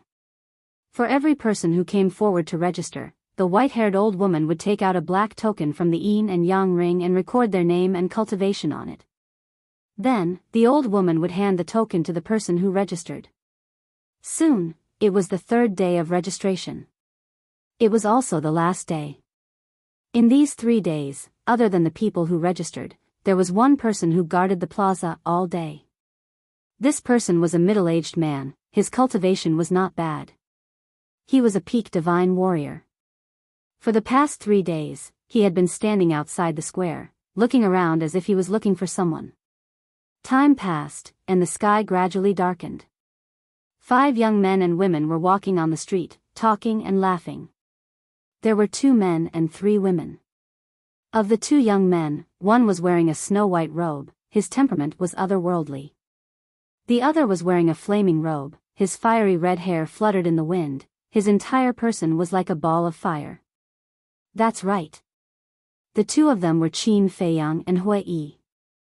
Of the 3 women beside them, one was wearing a mask, wearing a light yellow dress, her black hair fluttering in the wind, looking somewhat mysterious. This person was Fire Lotus without a doubt. The other 2 women were both wearing light golden long dresses. They were tall and slender, and had a graceful bearing. Moreover, they all had a devastatingly beautiful face. But the difference was that the woman on the left had a head of wavy golden hair, like a waterfall, extremely dazzling. In front of outsiders, she was like a goddess, sacred and inviolable. However, in front of Qin Feiyang, she showed a timid side, firmly holding on to Qin Feiyang's hand, her face glowing with happiness. There was no suspense. The only person who could be so close to Qin Feiyang was naturally the mermaid princess. And the woman on the right gave off a noble aura. Her dark eyes were like black gems, crystal clear, without any impurities. With her peerless beauty and exquisite figure, no matter where she went, she would attract a lot of stunned gazes. That's right. She was Qin Rushwang. Every frown, every smile, every movement, exuded endless charm. Literature Center. Chapter 1965. Hui Yi glanced at the mermaid princess and Qin Rushwang, and then at Fire Lotus. He shook his head and smiled. Brother Jiang, I really envy you. Envy me for what? Qin Feiyang was suspicious. Isn't that obvious? Look at the 3 beside you. Which one of them isn't a peerless beauty? Look at the men around you. They look like pigs, and their eyes look like they can't wait to kill you. Hui Yi said. Qin Feiyang heard him and scanned the crowd around him. Sure enough, basically all the men were glaring at him fiercely, as if they hated him for stealing their wives. And along the way, there were people who came to hit on him from time to time. Actually, I'm also helpless. Qin Feiyang smiled bitterly. Hui Yi's face twitched. He was speechless. You're helpless? Why don't you give them all to me?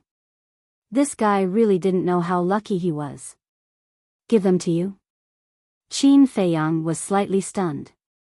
He rolled his eyes, pointed at Qin Rushwang, and smiled playfully. Okay, I'll give them to you. Hui Yi glanced at Qin Rushwang, his eyes full of amazement. What are you looking at? Qin Rushwang raised her eyebrows. Hui Yi laughed. I'm not blind. Beautiful women, of course, I have to take a few more glances. Is that so? Then tell me, how beautiful am I? Qin Rushwang smiled charmingly, full of charm. Qin Feiyang saw this and immediately took the mermaid princess and Fire Lotus back a few steps, keeping a distance from Hua Yi. Hua Yi looked at Qin Rushwang, stunned. But he didn't know that there was a cold light in Qin Rushwang's eyes. Suddenly, Qin Rushwang grabbed Hua Yi's hand and screamed with a pale face, "Molester!" Whoosh! At that moment, a large number of angry eyes were fiercely directed at Hua Yi. Hua Yi was also stunned. What kind of drama was this? Bastard, how dare you act like a hooligan on the street? You're courting death. Beat him up. Then, amidst the angry roars, Hua Yi was surrounded. Those people were truly ruthless. It was as if they had a vendetta against Hua Yi for killing their father. They were punching and kicking him. Actually, many people knew that the two of them knew each other because they were talking and laughing before. But in front of a beauty, they couldn't care less. Qin Rushwang retreated to the side of Qin Feiyang and the others. As she watched Hua Yi get beaten up, her face was filled with schadenfreude. The most terrifying thing in the world is indeed women. Qin Feiyang glanced at Hua Yi and looked at him with sympathy. "Miss, are you satisfied? Should we continue?" A moment later, the group of men whose minds had been blinded by lust turned to look at Qin Rushwang ingratiatingly. "Thank you for upholding justice for this little girl," Qin Rushwang said coquettishly. No need, no need. Acting bravely for a just cause is what a man should do. "Miss, may I get to know you? I'm Zhang San. I'm Li Si. My name is Lu Wu." The group immediately surrounded Qin Rushwang. "What do you want?" Qin Feiyang raised his eyebrows and stood in front of Qin Rushwang. "Kid, who are you? You'd better mind your own business." At that moment, the group of people stared fiercely at Qin Feiyang. "He's my brother. Everyone, be more polite." Qin Rushwang giggled. "So, he's the girl's brother. I'm sorry, brother-in-law. No, I'm sorry, brother. I've offended you, please forgive me." Everyone's expression instantly changed. They looked at Qin Feiyang with a fawning expression. Qin Feiyang couldn't help but feel a headache coming on. In fact, when he left the castle, when Qin Rushwang and the mermaid princess told him that they also wanted to sign up for the assessment, he firmly opposed it. Because he was worried that such a thing would happen. Unfortunately, his opposition was useless. Not to mention the mermaid princess, just Qin Rushwang, who was at the level of a great-grandmother, he dared to be presumptuous? "Disperse. I still have to sign up, I'm not in the mood to mess around with you." Qin Feiyang glanced at those who were trying to curry favor and waved his hand helplessly. A purple-clothed youth said, "So, brother-in-law, what did you say?" Qin Feiyang glared at him. No, it was a slip of the tongue." The purple-clothed youth quickly waved his hand and changed his words. "So, brother, you also want to sign up for the assessment? How about this, I happen to be free, I'll lead the way." "No need, I know where to go." Qin Feiyang held back his temper and said. The purple-clothed youth laughed. "Don't be so polite." "That's right. We're all family. Don't be so polite." The others also followed suit. "Jiang Haotian, your sister caused me to be like this. How are you going to compensate me for my loss?" Suddenly, Hua Yi jumped out of the crowd and roared at Qin Feiyang. "What?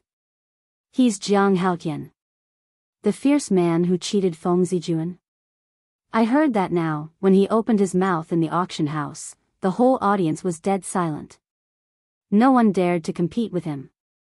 The crowd suddenly became restless. "So it's Brother Jiang. I'm sorry to disturb you." The purple-clothed youth came back to his senses and without hesitation, he immediately turned and ran. The others also dispersed in an uproar.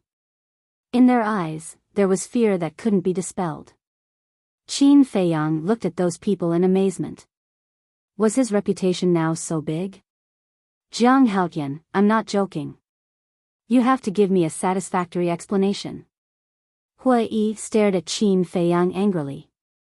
Qin Feiyang looked at Hua Yi and couldn't help but laugh.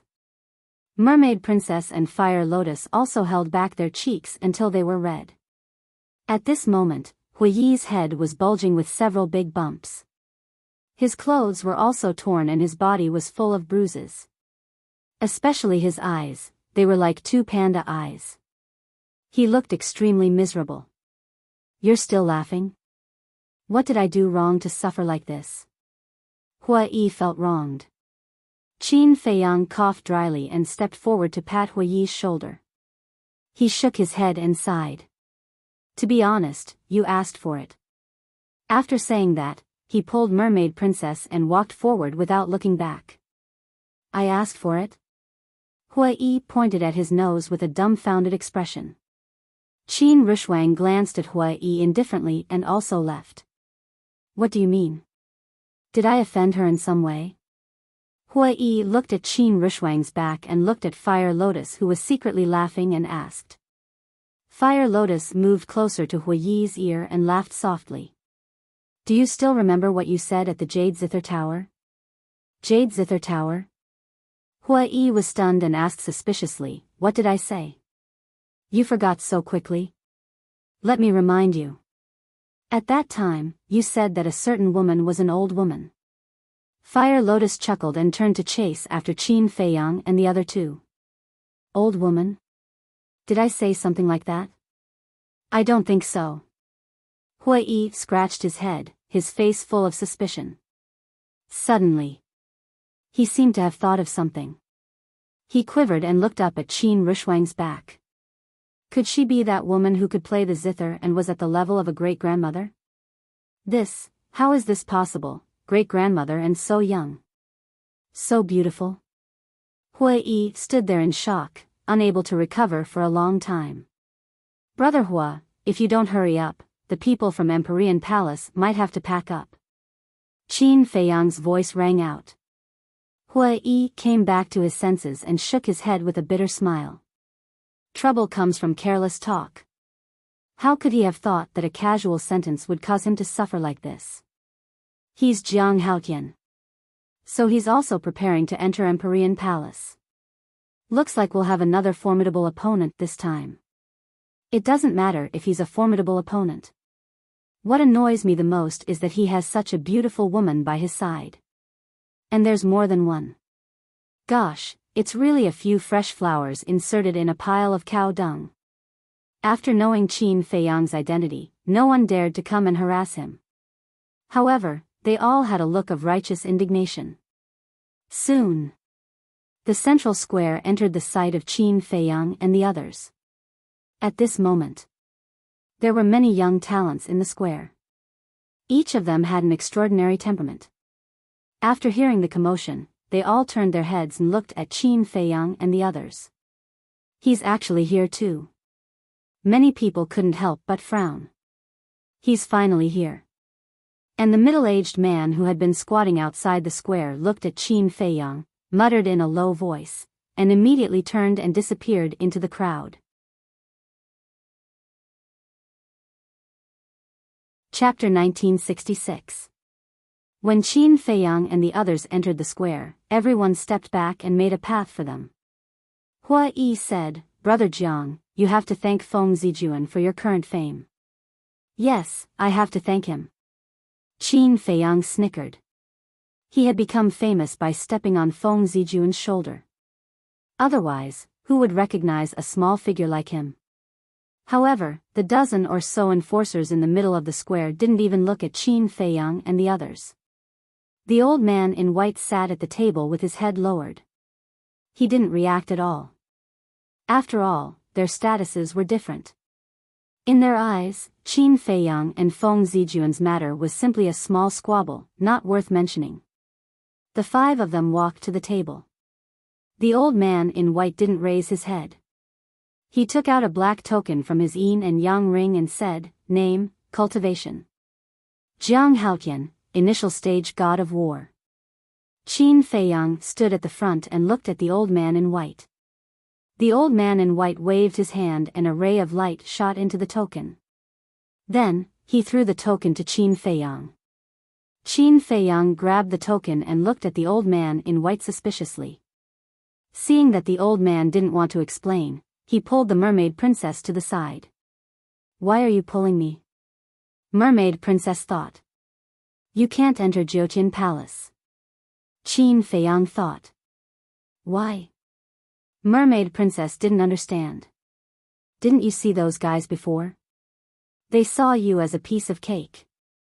Qin Feiyang snorted. Mermaid princess was dazed. Then, she smiled and said, "Are you jealous?" "No." Qin Feiyang coughed and shook his head expressionlessly. "If you're not jealous, why don't you let me enter Jiutian Palace?" Mermaid princess covered her mouth and laughed. Qin Feiyang looked embarrassed and said, "Anyway, no matter what, I won't let you show your face outside." All right. The mermaid princess nodded helplessly. However, his heart was filled with happiness. Because the more Qin Feiyang behaved like this, the more it proved that he cared about her. Hua Yi, Great Success War God. Hua Yi was the second. Jiang Rushuang, New War God. Qin Rushuang was the third. Jiang Fire Lotus, War God Level 1. Fire Lotus was the fourth. The three of them also received a token each. 1 advanced stage war god, 2 low stage war gods, and 1 beginner stage war god. Their cultivation isn't that great, but how dare they offend Feng Zijuan? Could it be that they really have some big shot backing them up? Everyone grumbled inwardly. Jiang Haotian. At this moment, a clear and crisp voice rang out. This voice, everyone looked in the direction of the voice and saw a woman in white standing outside the square, panting as she looked at Qin Feiyang. There was also a trace of anger and grievance in his eyes. That was right. This person was Shengguan Qiu. The middle-aged man who had been squatting outside the square was sent by her. When the middle-aged man went back to report to her that Qin Feiyang finally appeared, she immediately ran over. "She's also here for Jiang Haotian?" But looking at her, she seems a bit angry. Did Jiang Haotian offend her somehow? Looks like there's going to be a good show. Everyone looked at Qin Feiyang gloatingly. Shengguan Qiu was not only beautiful, but also powerful. Most importantly, she really had a backer. It could be said that almost no one in the younger generation of the entire northern region dared to offend her. Even the top monstrous geniuses of the Nine Heavens Palace had to be respectful to her. And Shengguan Qiu was indeed a bit angry now. These few days, she didn't even take a step out of the treasure house because she wanted to wait for Qin Feiyang. But this stinky man seemed to have disappeared from the face of the earth and never appeared again. She was even going crazy. At the same time, Qin Feiyang and the others also looked at Shengguan Qiu. Fire Lotus snickered. "Qin Dage, your strategy of loosening the reins only to grasp them better is indeed effective." As expected. Qin Feiyang smiled. But just as he finished speaking, he felt a sharp pain in his waist. He quickly turned his head and saw the mermaid princess glaring at him fiercely. Her little demonic claws were also clutching the flesh of his waist, refusing to let go. What's wrong? Qin Feiyang endured the pain and said to himself. The mermaid princess revealed a devilish smile and said to herself, "Not bad. It's only been a few days and you've already hooked up with a girl. It's a misunderstanding." Qin Feiyang quickly said to himself. Is it a misunderstanding? Then how do you explain the grievance on her face? The mermaid princess snorted coldly. I really didn't. Qin Feiyang felt bitter in his heart. There are many people here now, so I'll save you some face. When there's no one around, I'll interrogate you properly. The mermaid princess snorted and finally let go of her little demonic claws. Qin Feiyang couldn't help but feel a headache coming. Then, he noticed that Hua Yi and the others were looking at him strangely. His expression suddenly became unnatural. Qin Dage, why are you and sister-in-law flirting with each other? Fire Lotus looked at the two suspiciously. Ahem. Qin Feiyang choked on his own saliva. Flirting with each other? It's clearly suffering, okay? Jiang Haotian, I'm calling you. Can't you hear me? Seeing that Qin Feiyang ignored him, Sheng Guanqiu became angry again. There are still people waiting to register. If there's nothing else, hurry up and leave. The hoarse voice of the old man in white also sounded with a hint of displeasure. Yes. Qin Feiyang hurriedly responded. He turned around and pulled the mermaid princess towards Sheng Guanqiu. Fire Lotus, so your brother is also a henpecked husband. Hua Yi glanced at the mermaid princess and laughed secretly. Henpecked husband? Fire Lotus was stunned. So what if I'm henpecked husband? It's still better than someone who has no one to control him. Qin Rushuang glanced at Hua Yi indifferently and left without looking back. Hua Yi was slightly stunned and cried out in grievance, who did I offend? Miss Shangguan, it's been a few days. How are you? Qin Feiyang walked out of the square and smiled at Sheng Guanqiu. Don't laugh. Just looking at your face makes me angry. Sheng Guanqiu snorted coldly. Did I offend you? Qin Feiyang was suspicious. You didn't. You told me that before you gave me the elixir, you came to the treasure pavilion every day. But after you gave me the elixir, you disappeared. What do you mean by that? Sheng Guanqiu said angrily. Elixir? Disappeared? What's going on? The people around looked at each other in confusion. Qin Feiyang glanced at the crowd and said telepathically, Miss, there are too many people here. Can we not talk about the elixir? I didn't say the name of the elixir. What are you afraid of? Sheng Guanqiu snorted inwardly and asked, Tell me honestly, did you disappear on purpose? On purpose? How is that possible? I was busy. Qin Feiyang smiled faintly. Only a fool would believe you. Sheng Guanqiu sneered and grabbed Qin Feiyang. Let's go to the treasure pavilion and have a good talk. What's going on? Sheng Guanqiu actually took the initiative to grab a man's hand?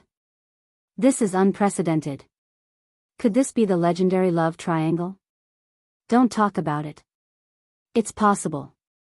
It's because Sheng Guanqiu looked like he was wronged. I guess it's a relationship problem. Everyone looked at Qin Feiyang, Sheng Guanqiu, and the mermaid princess, dumbfounded. Sheng Guanqiu was slightly stunned when she heard the discussion. Her cheeks flushed and she said angrily, What are you talking about? Nothing, nothing. People waved their hands and their eyes became more and more ambiguous. At the same time, the mermaid princess's face became more and more unpleasant. She looked at Qin Feiyang with more and more hostility. Qin Feiyang saw that the situation was not good. He hurriedly shook off Sheng Guanqiu and frowned. Some people just want to see the world in chaos. The more we explain, the more excited they become. Let's go. It's all your fault. Sheng Guanqiu stared at Qin Feiyang and took out an altar. The central square was not far from the treasure pavilion, but she could not stand such criticism. However, just as Sheng Guanqiu was about to revive the altar, a sword light flashed across the sky and slashed toward Qin Feiyang and the others. People were shocked. What was going on? Qin Feiyang and the others were also shocked. Why would someone attack them? Preposterous. How dare you attack me? Sheng Guanqiu came to her senses and was furious. She slapped the air and her divine power roared out. The sword light was instantly shattered. Who is it? Sheng Guanqiu shouted and looked around. It's me. A cold voice sounded.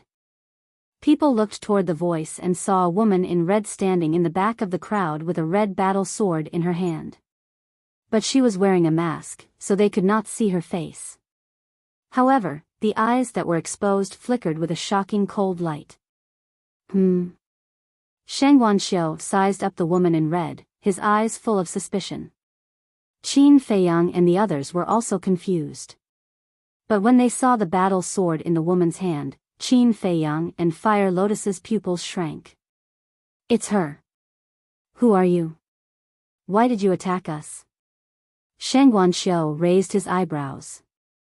The woman in red did not answer. She walked toward them step by step. You don't want to talk.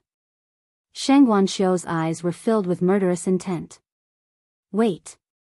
Qin Feiyang reached out and stopped Shang Wanxiu. What? Shang Wanxiu was suspicious. She's here to kill me. Qin Feiyang said. Kill you? Shang Wanxiu was stunned. Qin Feiyang did not explain. He let go of the mermaid princess and stepped forward to face the woman in red. We've been looking for you, but you came to Sky Dragon City without us knowing. The woman in red stared at Qin Feiyang and said angrily. Qin Feiyang sighed deeply and said, I didn't expect you to come to Sky Dragon City. Why? Are you afraid that I'll see you? The woman in red sneered. I don't mean that. Qin Feiyang shook his head. Then what do you mean? If you don't want to marry me, just say it. Why do you have to hide? The woman in red shouted angrily. As soon as these words were spoken, it immediately caused a huge uproar. And they're in a four-way relationship? What's this guy doing? Why does he have so many women? But it also shows that he's not a good guy. Seducing one after another. This kind of person is a disgrace to us men. He's a scum. This is really annoying. People were discussing angrily. Qin Feiyang's face darkened.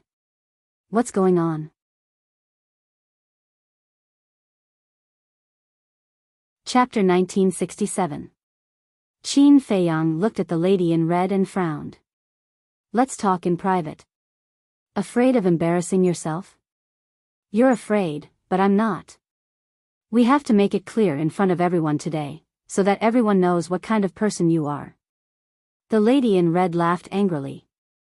Qin Feiyang said in a low voice, Don't be unreasonable, okay? How dare you say I'm unreasonable? The lady in red was furious. She raised the battle sword in her hand and slashed towards Qin Feiyang. Boom! But at this moment, the old man in white sitting in the middle of the square suddenly released a powerful aura. He stared at Qin Feiyang and the others and shouted, This is Sky Dragon City, no violence is allowed. If you have a grudge, go outside the city and settle it. Feeling the white-clothed old man's terrifying majesty, a trace of fear crept into the red-clothed woman's eyes. Qin Feiyang's pupils shrank. The aura of the old man in white had already surpassed that of a war god. Let's go outside the city. Shang Wanxiu waved his hand impatiently and opened a teleportation altar. Outside the city. In the sky above a forest. Qin Feiyang and the others appeared one after another. The lady in red also followed.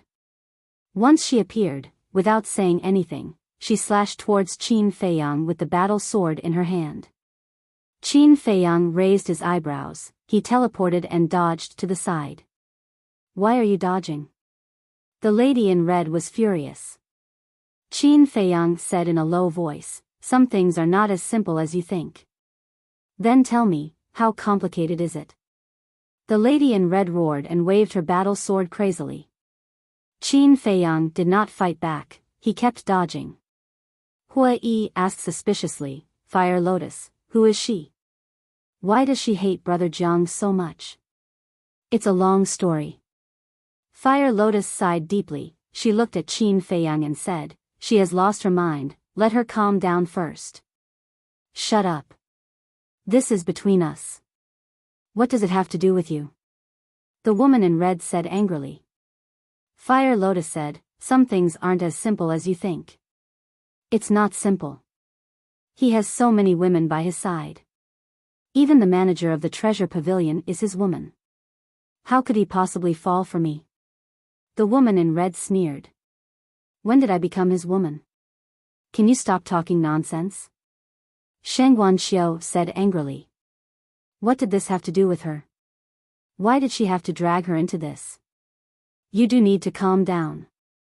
Qin Feiyang suddenly used the movement character art and landed behind the red-robed woman, slapping the back of her head with his palm. The woman in red fainted on the spot. The sword in his hand also flew out. So fast. Sheng Guanxiu's pupils contracted. Even she had not been able to catch a glimpse of Qin Feiyang at that moment. In the meantime, Fire Lotus stepped forward and hugged the woman in red. She grabbed her sword and looked up at Qin Feiyang, asking, "What should we do?" "I don't know either." Qin Feiyang shook his head. "Then let's find a place to let her sleep for a while," Fire Lotus said. Qin Feiyang nodded. Fire Lotus looked around and fixed her eyes on a mountain peak in the distance. She then flew toward the peak with the woman in red in her arms. Sigh. Qin Feiyang sighed and landed beside the mermaid princess. He looked at Hui and said with a smile, "Brother Hua, I have something to deal with.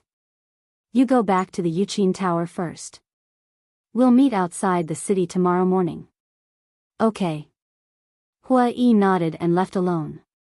After Hui left, Sheng Guanxiu looked back at Qin Feiyang and said, "Jiang Haotian, I've realized that anything related to you is not a good thing. I didn't ask you to come. You can leave now. I won't stop you." Qin Feiyang said lightly. "You," Sheng Guanxiu stared at Qin Feiyang angrily. Qin Feiyang ignored him. He grabbed the mermaid princess' hand and said with a smile, "Don't get me wrong. She came to me because she has business to discuss. But it seems that we can't talk about it now." "Who said we can't talk about it?" Sheng Guanxiu said hurriedly, "Tell me, how many divine gems do you need to sell me the formula of the Juku Yellow Dragon Elixir?" "Divine gems?" Qin Feiyang was stunned and said with a smile, "Steward, are you sure? How can the formula of this elixir be bought with divine gems? Besides, I don't plan to sell it to you." Sheng Guanxiu frowned and said, "If you don't want to sell it, why did you give me the elixir?" Qin Feiyang said, "I gave you the elixir to let you know the value of this elixir. I believe you've tried it. Otherwise, you wouldn't have come to me in person." "Yes. I've tried it. It's exactly as you said." Sheng Guanxiu nodded. Qin Feiyang said, "In that case, as a shrewd businessman, you should know that it's impossible for me to sell you the formula." "Then tell me, what's your plan?" Sheng Guanxiu asked. Her face was full of disappointment. In fact, she had expected that it would be impossible to get the formula. However, the formula of this elixir was too tempting. Therefore, she had a glimmer of hope. Now that her hope was dashed, she could only settle for the next best thing. "My plan," Qin Feiyang pondered for a while and said with a smile, "Actually, I'm very easy to satisfy. Let's work together." "Work together?" Sheng Guanxiu frowned. "Yes. We'll work together and share the benefits equally," Qin Feiyang said. "If that's the case, it'll involve a lot of problems. How are we going to split the benefits? Who will provide the herbs? Also, if you don't want divine gems, what do you want?" "Wait," Sheng Guanxiu said. Qin Feiyang said, "I don't care about divine gems. I want soul stones." "Soul stones?" Sheng Guanxiu raised his eyebrows immediately. "I know that the treasure school doesn't use soul stones for transactions. However, if you want to work with me, you have to use soul stones. There's no room for negotiation," Qin Feiyang said. "You're going too far." Sheng Guanxiu was very dissatisfied. "Then forget it," Qin Feiyang said with a faint smile. Sheng Guanxiu was quite angry. "Young Master Jiang, you have to think carefully. If you leave the treasure school, even if you have the formula, it's not worth much." "Is that so?" Qin Feiyang laughed. "Don't you know? The treasure school has branches in all the big and small towns in the entire northern region. In other words, The resources of the northern region are basically under the control of the treasure school. As long as the treasure school says the word, no one will sell you the herbs. Without the herbs, what's the value of your Juku Yellow Dragon elixir? Sheng Guanqiu joked. From the beginning, she realized that she was in a passive position, so she wanted to take advantage of this to take the initiative. I won't doubt the ability of the treasure school. However, the treasure school is not the only one in the northern region. There's also the Ninth Heaven Palace. I believe that the Ninth Heaven Palace won't listen to the orders of the treasure school. Qin Feiyang said with a smile. This bastard, Sheng Guanqiu cursed in her heart. Why was he so difficult to deal with? Indeed. Although the treasure school was powerful, it could not interfere in the affairs of the Ninth Heaven Palace. Think about it carefully. We'll talk when you've made up your mind. Qin Feiyang smiled faintly. He turned and led the mermaid princess and Qin Rushwang to the peak of the mountain where the fire lotus was located. Wait, seeing this. Sheng Guanqiu was very anxious. However, she swallowed the words that were about to come out of her mouth. She lowered her head, feeling extremely irritated. Whoosh! Just as Qin Feiyang and the others left, a young man in purple suddenly appeared in front of Sheng Guanqiu. Sheng Guanqiu was stunned. She looked up at the young man in purple and frowned. Who are you? The young man in purple smiled. Who I am is not important. What's important is the elixir formula of the Juku Yellow Dragon elixir. How do you know about the Juku Yellow Dragon elixir? Are you following us? Sheng Guanqiu's eyes flashed coldly. I am indeed following you. However, I didn't hear about the Juku Yellow Dragon elixir from you. The young man in purple said. What do you mean? Sheng Guanqiu frowned. The young man in purple said, I mean, I also have the elixir formula of the Juku Yellow Dragon elixir.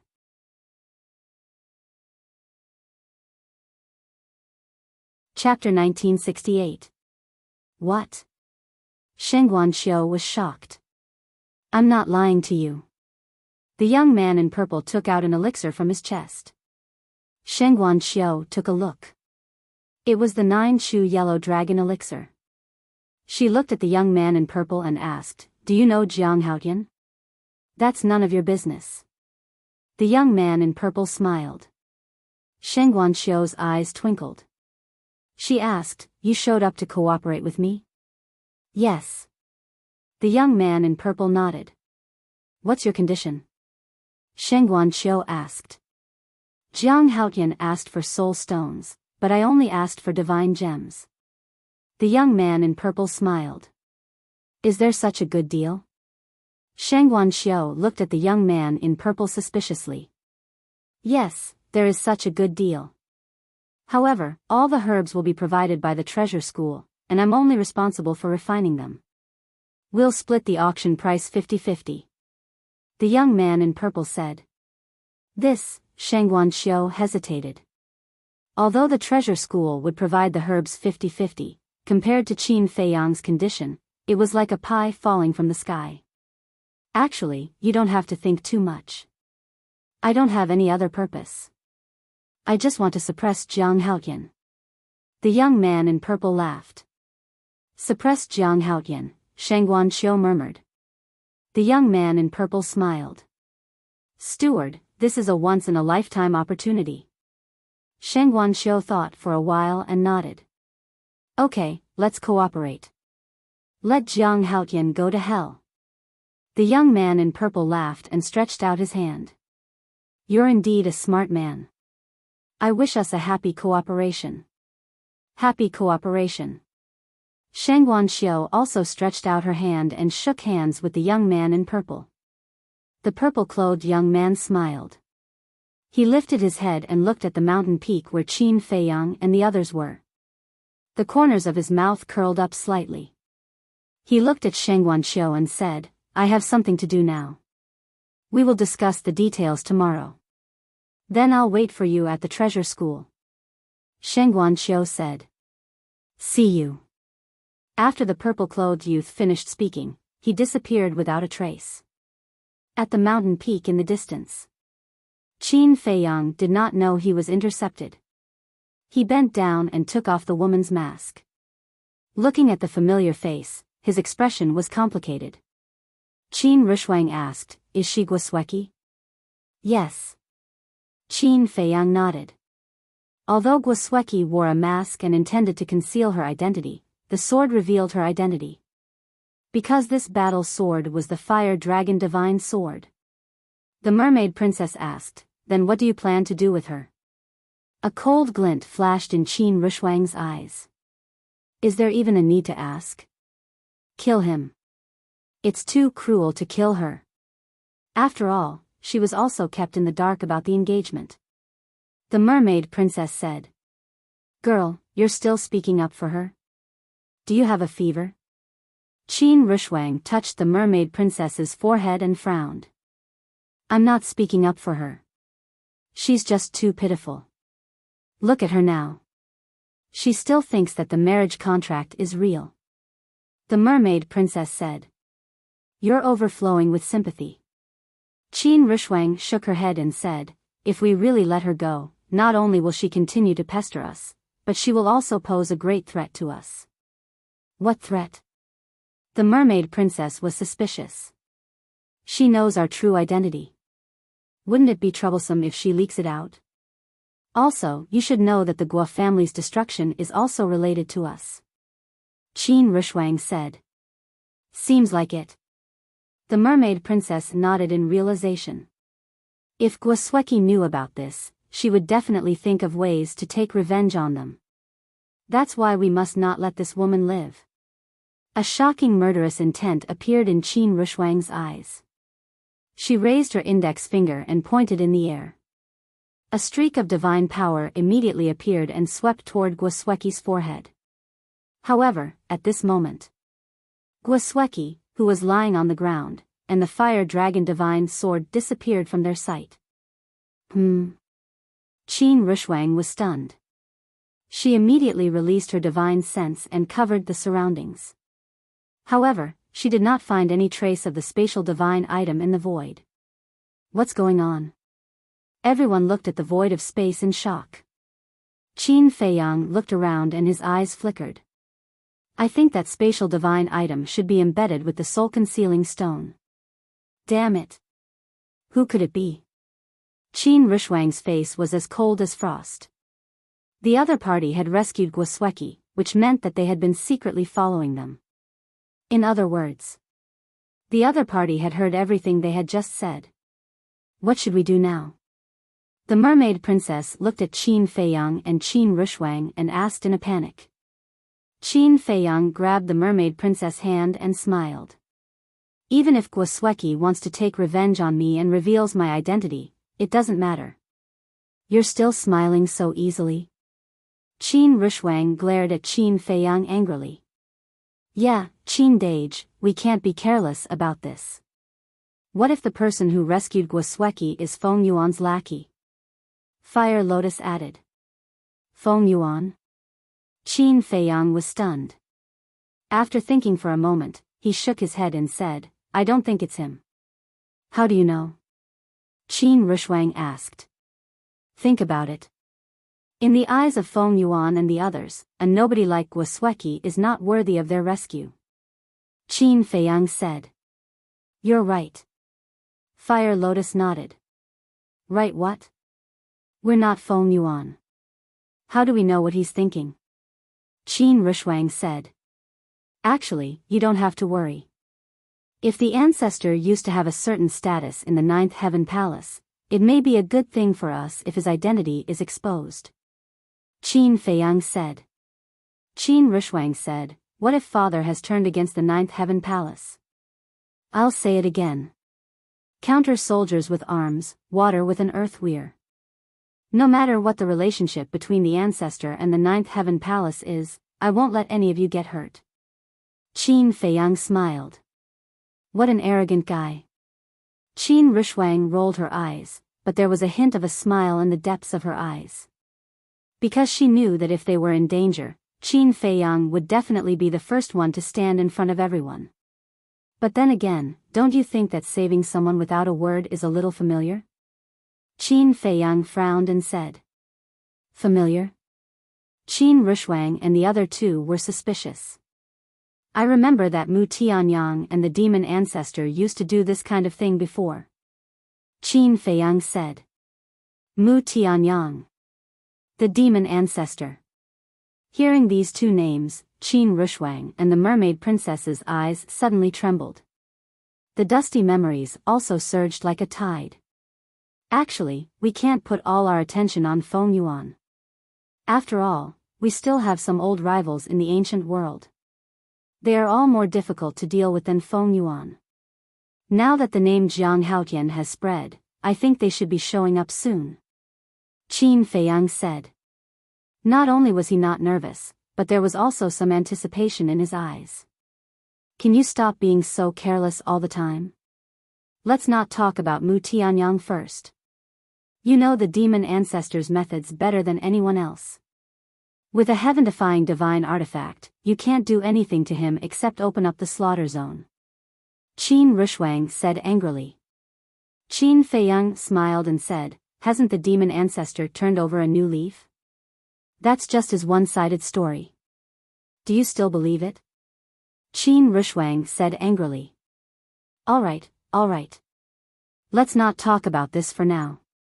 Let's be prepared for our identities to be exposed. Qin Feiyang said. Although it was only Qin Rushwang's guess that the ancestor and Empyrean Palace had turned against each other, if it was true and their identities were exposed, the situation would become extremely serious. In fact, it was not that he was not worried, but he did not want to show it. Because now, he was the pillar of support in everyone's hearts. If even he panicked, the people around him would definitely panic even more. Therefore, he had to remain calm to stabilize everyone's hearts. Chapter 1969. At the same time. Sky Dragon City, Jade Zither Tower. On the 7th floor, in a room, the fragrance of tea filled the air. A young man sat beside the coffee table, holding an exquisite teacup and slowly tasting it. This person was 7 feet tall, with a high nose bridge and golden eyes that seemed to be cast from gold leaf. 2 thick eyebrows, like 2 sharp swords, exuded an astonishing sharpness. If Qin Feiyang was here, he would definitely recognize him at a glance. He was Mu Tianyang. At this moment, Mu Tianyang had already taken off his dragon robe, wearing a purple robe and a purple crown. However, his temperament did not change at all. He sat there like an emperor, emitting a terrifying and oppressive aura. Dong! Suddenly, there was a knock on the door. Mu Tianyang looked up at the door and said, "Come in." The door was pushed open, and another young man in purple strode into the room. After closing the door, the young man in purple quickly walked in front of the man and said respectfully, "Greetings, ancestor." Since he would address Mu Tianyang as such, the identity of the young man in purple was naturally revealed. Mu Qing. Mu Tianyang asked, "How is it?" Mu Qing said, "Not only Qin Feiyang, but the mermaid princess and Qin Rushwang also came to the ancient world. Mermaid, Qin Rushwang, one is Qin Feiyang's most beloved woman, and the other is Qin Beishan's biological daughter. It's not strange that they entered the ancient world. I'm most concerned about the white-eyed wolf, Tang Hai, and the others." Mu Tianyang said. "I didn't see them, but I think they should be cultivating in the ancient castle."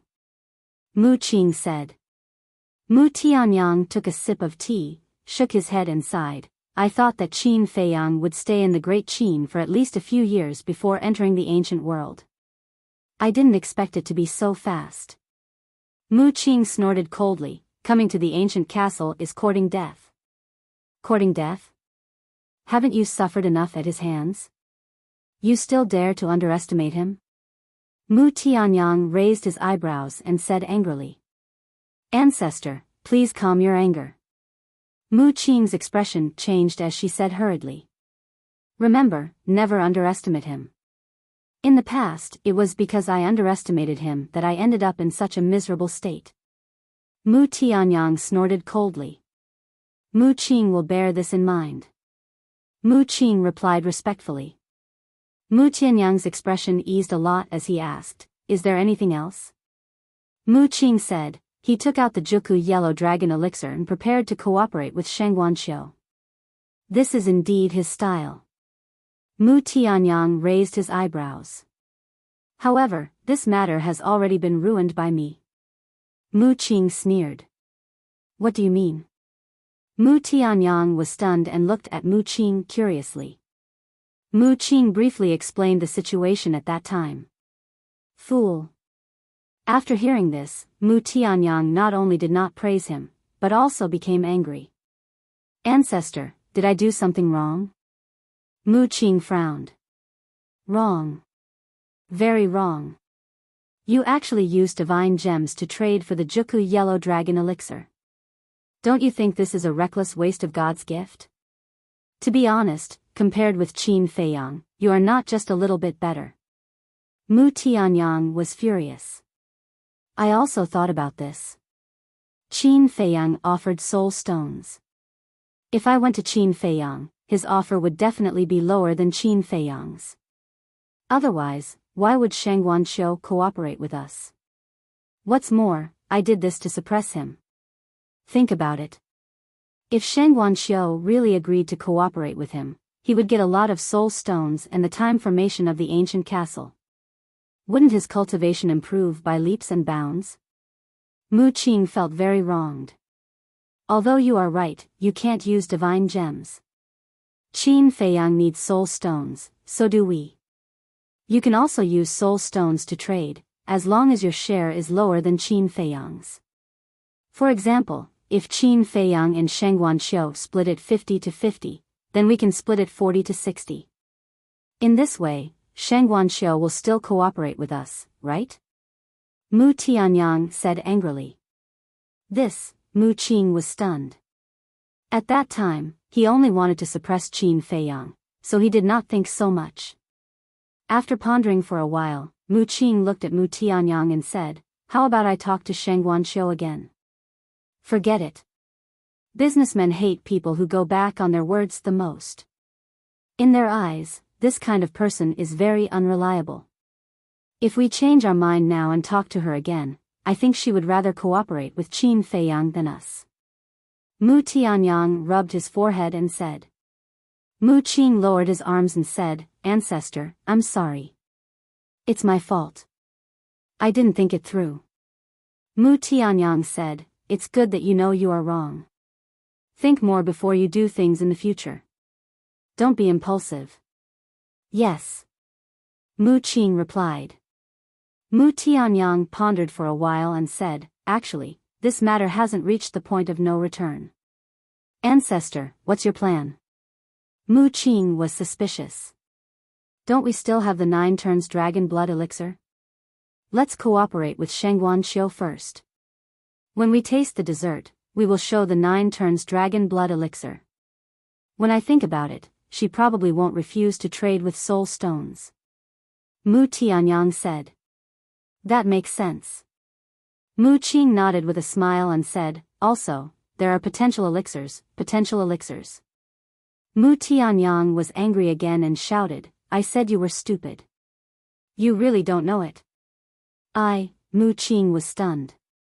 Was he wrong again? Do you know why Qin Feiyang didn't use the potential elixir but the 9 turns yellow dragon elixir? It's because the potential elixir is too heaven-defying. Don't you know that treasuring a jade ring is a crime? Once the treasure pavilion knows about the existence of the potential elixir, what do you think they will do? They will definitely think of ways to force us to hand over the elixir recipe. Even if the treasure pavilion doesn't do that, what about others? Once they find out the origin of the potential elixir, will they let us go? Mu Qing, oh Mu Qing, you really have to use your brain properly. Right now, we are no longer in the Great Qin or the Forgotten Continent. We are in the ancient world. In this place, we don't have any backing, and our strength is even more like ants. If we are not careful, we will be smashed to pieces. Mu Tianyang looked at Mu Qing as if he expected better from him. I got it. If I encounter any problems in the future, I will consider it thoroughly. Mu Qing nodded. All right, all right. Is there anything else? Mu Tianyang waved his hand and asked. Yes. I saved a woman from Qin Feiyang's hands. Mu Qing said. A woman? Mu Tianyang was suspicious. Mu Qing waved his hand, and a woman in red appeared on the ground out of thin air. It was Guosweki. At this moment, she was still unconscious. Who is she? Mu Tianyang sized up Guosweki and asked. Her name is Guosweki. I don't know who she is exactly. But it seems that she is engaged to Qin Feiyang. However, this engagement seems to be fake. Mu Qing said. Engagement? Mu Tianyang was stunned. I think she seems to hate Qin Feiyang very much, so I saved her along the way. Mu Qing said. Mu Tianyang pondered for a moment, and a cold light flashed in his eyes. Then let's keep her. Perhaps she will be a useful chess piece. In the ancient castle, everyone went back to cultivating. Only Qin Feiyang and Fire Lotus did not cultivate. Fire Lotus could not cultivate because she could not. Qin Feiyang leaned against the wall absent-mindedly. He lowered his head and crossed his arms, as if he was thinking about something. Fire Lotus asked suspiciously, "What are you thinking about? Why are you so engrossed?" "I'm thinking about Gongzi Feng and Gao Xiaolong. Why haven't they sent me a message yet? Did something happen?" Qin Feiyang frowned. "I don't think so." Fire Lotus muttered. Time passed. It was dawn. Buzz. Finally. Qin Feiyang's image crystal rang. He was refreshed and quickly took it out. A virtual image appeared. It was Gongzi Feng. "You must have waited for a long time, Brother Jiang." Gongzi Feng smiled. However, although he was smiling, his forehead was full of sweat. "What are you doing?" Qin Feiyang looked at him in confusion. Gongzi Feng shook his head and sighed. "I still underestimated my father's hatred for me. It's really not easy to find out this information." "What do you mean?" Qin Feiyang was puzzled. "I went to look for him, but he didn't want to see me at all. In the end, I had no choice but to try Feng Zihan. Although my elder sister didn't like me, fortunately, I wasn't wary of her. I got some very useful information from her." Gongzi Feng smiled. Qin Feiyang asked, "Your elder sister's name is Feng Zihan?" You probably don't know that the master of the Jade Zither Pavilion is my elder sister." Gongzi Feng said. "So it's her." Qin Feiyang was surprised. "My elder sister's ability and talent far surpass Feng Zijuan. In the Nine Heavens Palace, she's definitely a monstrous figure. Do you know the heaven ranking and earth ranking of the Nine Heavens Palace?" Gongzi Feng asked. Qin Feiyang shook his head. The heaven ranking and earth ranking are the most important rankings in the Nine Heavens Palace. Those who can enter the heaven ranking and earth ranking are the strongest disciples of the Nine Heavens Palace. My elder sister is on the heaven ranking. We'll talk about the details after you enter the Nine Heavens Palace. Right now, I'll tell you a very important piece of news." Gongzi Feng's face turned gloomy. "What news is it that made you so worried?" Qin Feiyang was suspicious. Gongzi Feng said solemnly, "My grandfather and father are going to make a move against you in tomorrow's test." "What?" Qin Feiyang was shocked. Fire Lotus frowned. "They're going to tamper with the test?" But they won't make a move personally. Because during the test, there will be many important figures in the Nine Heavens Palace watching. They won't dare to be too presumptuous." Gongzi Feng said. "Then how are they going to make a move?" Qin Feiyang didn't understand. "They've secretly bribed a group of people. These people are all here to participate in the test. Moreover, they're all elites in this test. Their strength can't be underestimated. I'll draw up a name list and have Gao Xiaolong send it to you. Gong Zifeng said. Okay. Qin Feiyang nodded and told Gong Zifeng the coordinates. Then that's all for now. Be careful tomorrow. Gong Zifeng reminded and his figure quickly disappeared. Qin Feiyang also kept the image crystal and looked at Fire Lotus with a smile. See, no matter who it is, they have their value. If Gong Zifeng didn't help us this time, we would have been caught off guard. Gong Zifeng is really good. But I'm more curious. Who are these people that are willing to be Gong Zifeng's pawns? Fire Lotus's eyes flashed with a cold light. Literature Hall.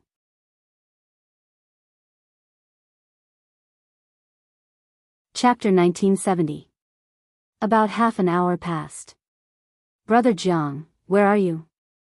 A voice that sounded like a thief entered the castle. Qin Feiyang immediately left the castle and appeared at the peak of the mountain. The waning moon hung high in the sky. The surroundings were quiet. In front of Qin Feiyang, Gao Xiaolong hid his presence and looked around like a thief. I'm here. Qin Feiyang said. Gao Xiaolong's eyes lit up. He quickly ran to Qin Feiyang and took out a beast skin scroll. Qin Feiyang took the beast skin scroll and asked suspiciously, "What are you doing?" Gong Zifeng told me to be careful. It won't be good if someone follows us. Gao Xiaolong said in a low voice. Qin Feiyang was slightly surprised. He shook his head and said with a smile, "That's very thoughtful, but it is indeed necessary. Tell Gong Zifeng that we should try not to meet in the future. Even when we are communicating, it's best to hide in a spatial divine object."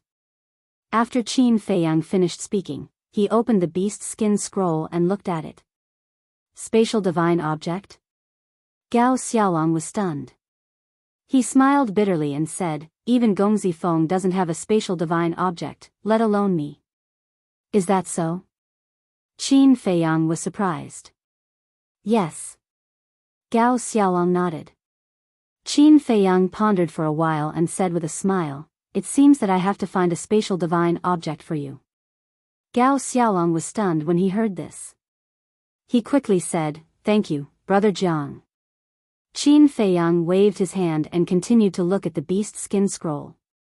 There were hundreds of names recorded on it. Behind each name, there was a detailed introduction, such as family background, cultivation, personality, etc. Gong Zifeng said that most people are not a threat to you, only these few. Gao Xiaolong pointed at the last 5 names. Nia Yun, Qi Hong, Hong Ping, Zhu Gu, Zhang Yunfei, Chao Zhiyun. Qin Feiyang looked at them one by one and his expression changed. These 6 people were all perfect war gods, and they all had powerful family backgrounds. For example, the first Nia Yun was the son of a city lord. This city lord was in charge of a city called Galaxy City. Not only did he have a group of terrifying experts under his command, but his own cultivation was also impressive. Gao Xiaolong said solemnly, "Other than these people, they have also bribed some divine monarch realm vicious beasts. Big Brother Jiang, this is not child's play, you must be careful." What? There are more ferocious beasts? Qin Feiyang was bewildered. Yes, but we haven't found out which ferocious beasts it is. Gao Xiaolong said. Looks like they really want to kill me this time. Qin Feiyang took a deep breath, then put away the animal skin scroll and asked, "What's your sister's plan?"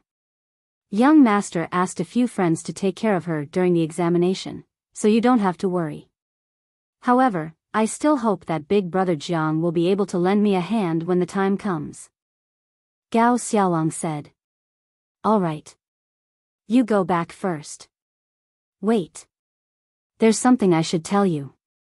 Guosweki has also come to Sky Dragon City. I think she will also participate in the examination. Qin Feiyang said. Guosweki. Gao Xiaolong's eyes flashed with a cold light. The enemy who killed my grandfather, I will not let her go. Qin Feiyang said, I won't stop you from taking revenge, but you can't be impulsive. I know this. Also, the examination's location will be at Sky Dragon Mountain Range. Gao Xiaolong said. Sky Dragon Mountain Range? Qin Feiyang was stunned. That's right. During the examination, you are not allowed to use spatial divine objects or even enter them. You are also not allowed to use the transmission altar, and naturally, you are not allowed to have any outsiders to help you. The so-called outsiders are those who are not participating in the examination. The first 50 people to reach the stairway will be accepted as inner disciples. The rest will be outer disciples. As for the duration of the examination, there are only 2 days. Those who have not reached the stairway in 2 days will be eliminated. Gao Xiaolong explained. 2 days. Qin Feiyang frowned. He knew how big the Sky Dragon Mountain Range was. Rushing from Sky Dragon City to Nine Heavens Palace would not be a problem if he used a spatial divine object. However, the rules of the examination forbade the use of spatial divine objects. In that case, 2 days was not enough. There were too many fierce beasts in the Sky Dragon Mountain Range, and each one of them was extremely strong.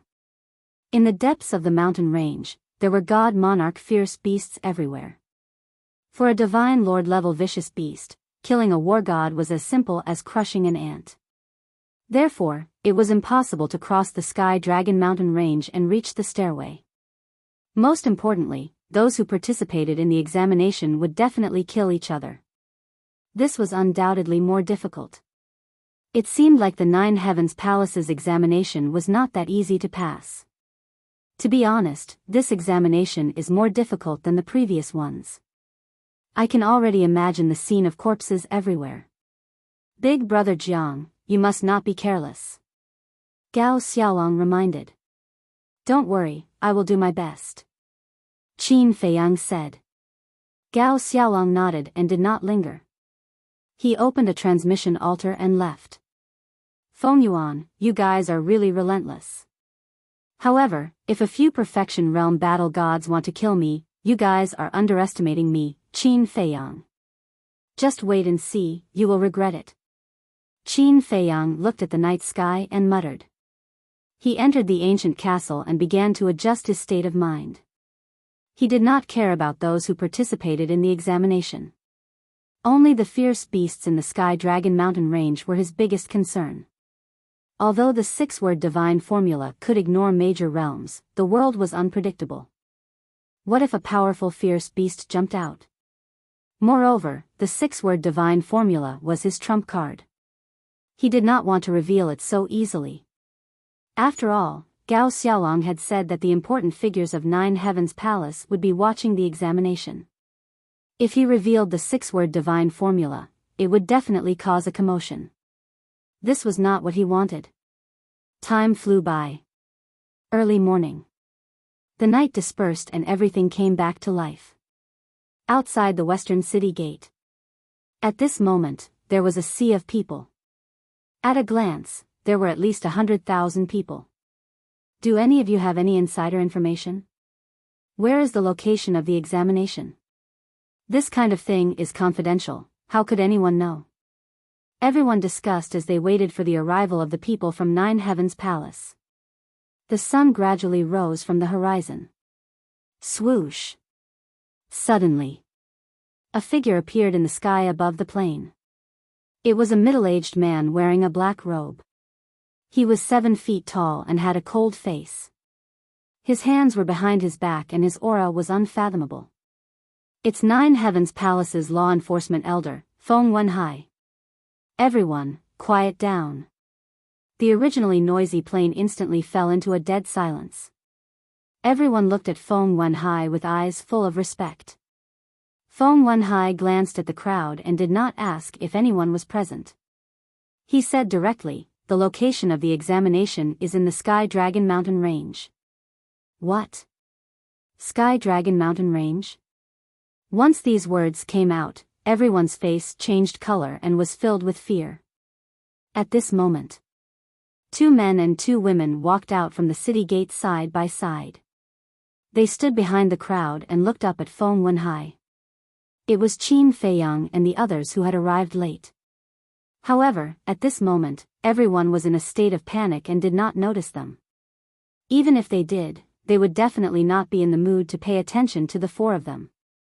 Hui sent a sound transmission, Brother Jiang, he is Feng Zijuan's father. Very strong. Qin Feiyang muttered. Of course. It is said that his cultivation has already surpassed the Divine Lord. Hui said. Transcendental Divine Lord? Qin Feiyang was shocked. Wait a moment, Elder. Who doesn't know how dangerous the Sky Dragon mountain range is? Aren't you deliberately sending us to our deaths? This is not fair.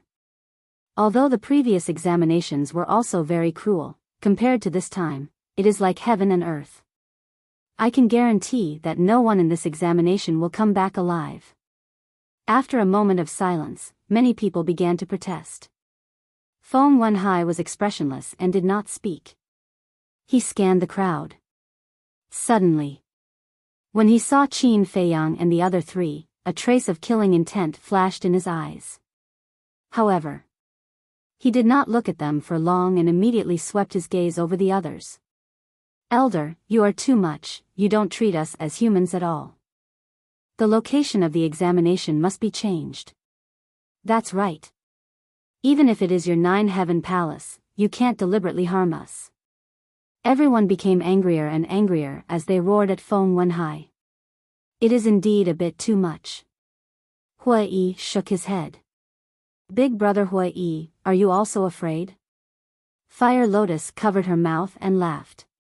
Sky Dragon Mountain Range is the headquarters of the beasts of the northern region. Do you think I am not afraid? Especially in the depths, a divine lord level beast is enough to wipe out all of us here. Hui sighed and looked up at Feng Wenhai, frowning. What are the people of 9-heaven palace thinking? Time passed breath by breath. A moment later, Feng Wenhai finally opened his mouth and said coldly, have you all said enough? If you have, then shut up for this seat.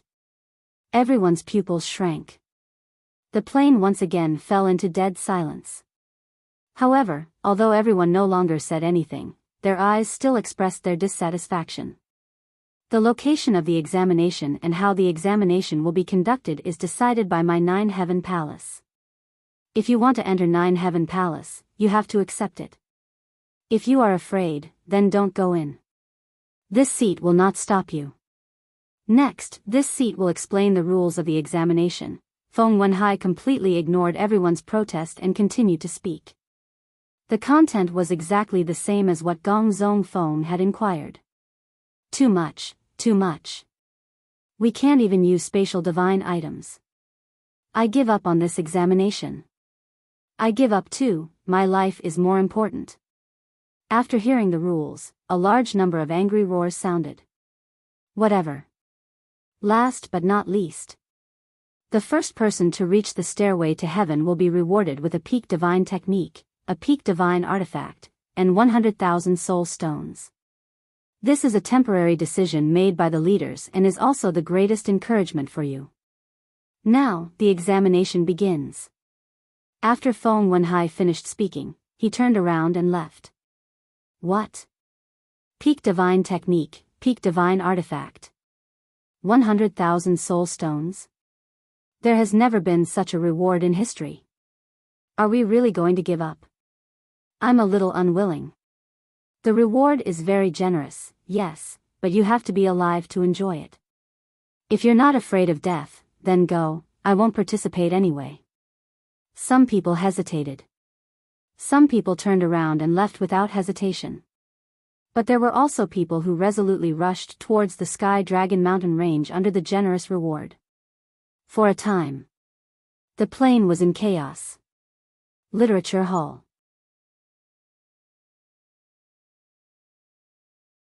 Chapter 1971. Qin Feiyang and the other three were also deeply shocked at this moment. A pinnacle divine art. A pinnacle divine artifact. And 100,000 soul stones. This was really a big deal. Perhaps only 9th Heaven Palace would be willing to take it out. Hui came back to his senses and turned to look at Qin Feiyang, saying, Brother Jiang, should we also give up? Give up? Qin Feiyang was stunned. As someone said before, although the reward is tempting, we need to be alive to enjoy it. Hua Yi said. Qin Feiyang shook his head and smiled, saying, if we also give up, won't Feng Yuan and the others' efforts be in vain? Hua Yi was stunned and asked suspiciously, what do you mean? Hua Yi still did not know about Feng Yuan and Feng Wenhai's plan. Qin Feiyang said with a smile, they want to make a move on us in the assessment. All the more reason we can't go. Hua Yi said. With such a generous reward, even if I know it's a trap, I can't help it. Maybe this is one of Feng Yuan's plans. Qin Feiyang said. What you're saying is that this reward is a bait targeted at us. Qin Rushuang raised her eyebrows. Qin Feiyang said, Feng Yuan is the hall master of the resource hall, so the reward is definitely related to him. I see. The three of them suddenly understood. Jiang Haotian? You really came. But you'd better not go, it's too dangerous. Several young men and women looked at Qin Feiyang and advised when they passed by Qin Feiyang and the others. Thank you for your concern. Qin Feiyang said with a smile. You won't listen. No one will sympathize with you when you die. The few of them snorted coldly and swaggered off. Fire Lotus looked at them and said, Qin Dage, your identity doesn't seem to have been exposed. Yes, it hasn't been exposed. Qin Feiyang replied. Does this mean that the people who saved Guosweki are not Feng Yuan and the others? Fire Lotus said. Qin Feiyang looked at Qin Rushuang and transmitted his voice. What do you think? There's no need to think about it. It must be Mu Tianyang and the others who are using this kind of trick. Qin Rushuang transmitted her voice. They're really fast. However, this is only interesting. Otherwise, how boring would it be for me to be alone in the ancient realm? Qin Feiyang smiled secretly. Feng Yuan alone is enough of a headache. What's there to be bored about? Qin Rushuang rolled her eyes. Hua Yi glanced at the three of them and frowned. Brother Jiang, are we still partners? Qin Feiyang was taken aback. He nodded and said, yes, why? Since we are partners, shouldn't we be honest with each other? But look at the two of you now, flirting with each other and hiding everything from me. Is this how you treat me? Hua Yi said with dissatisfaction. Shut up. Who doesn't have any privacy?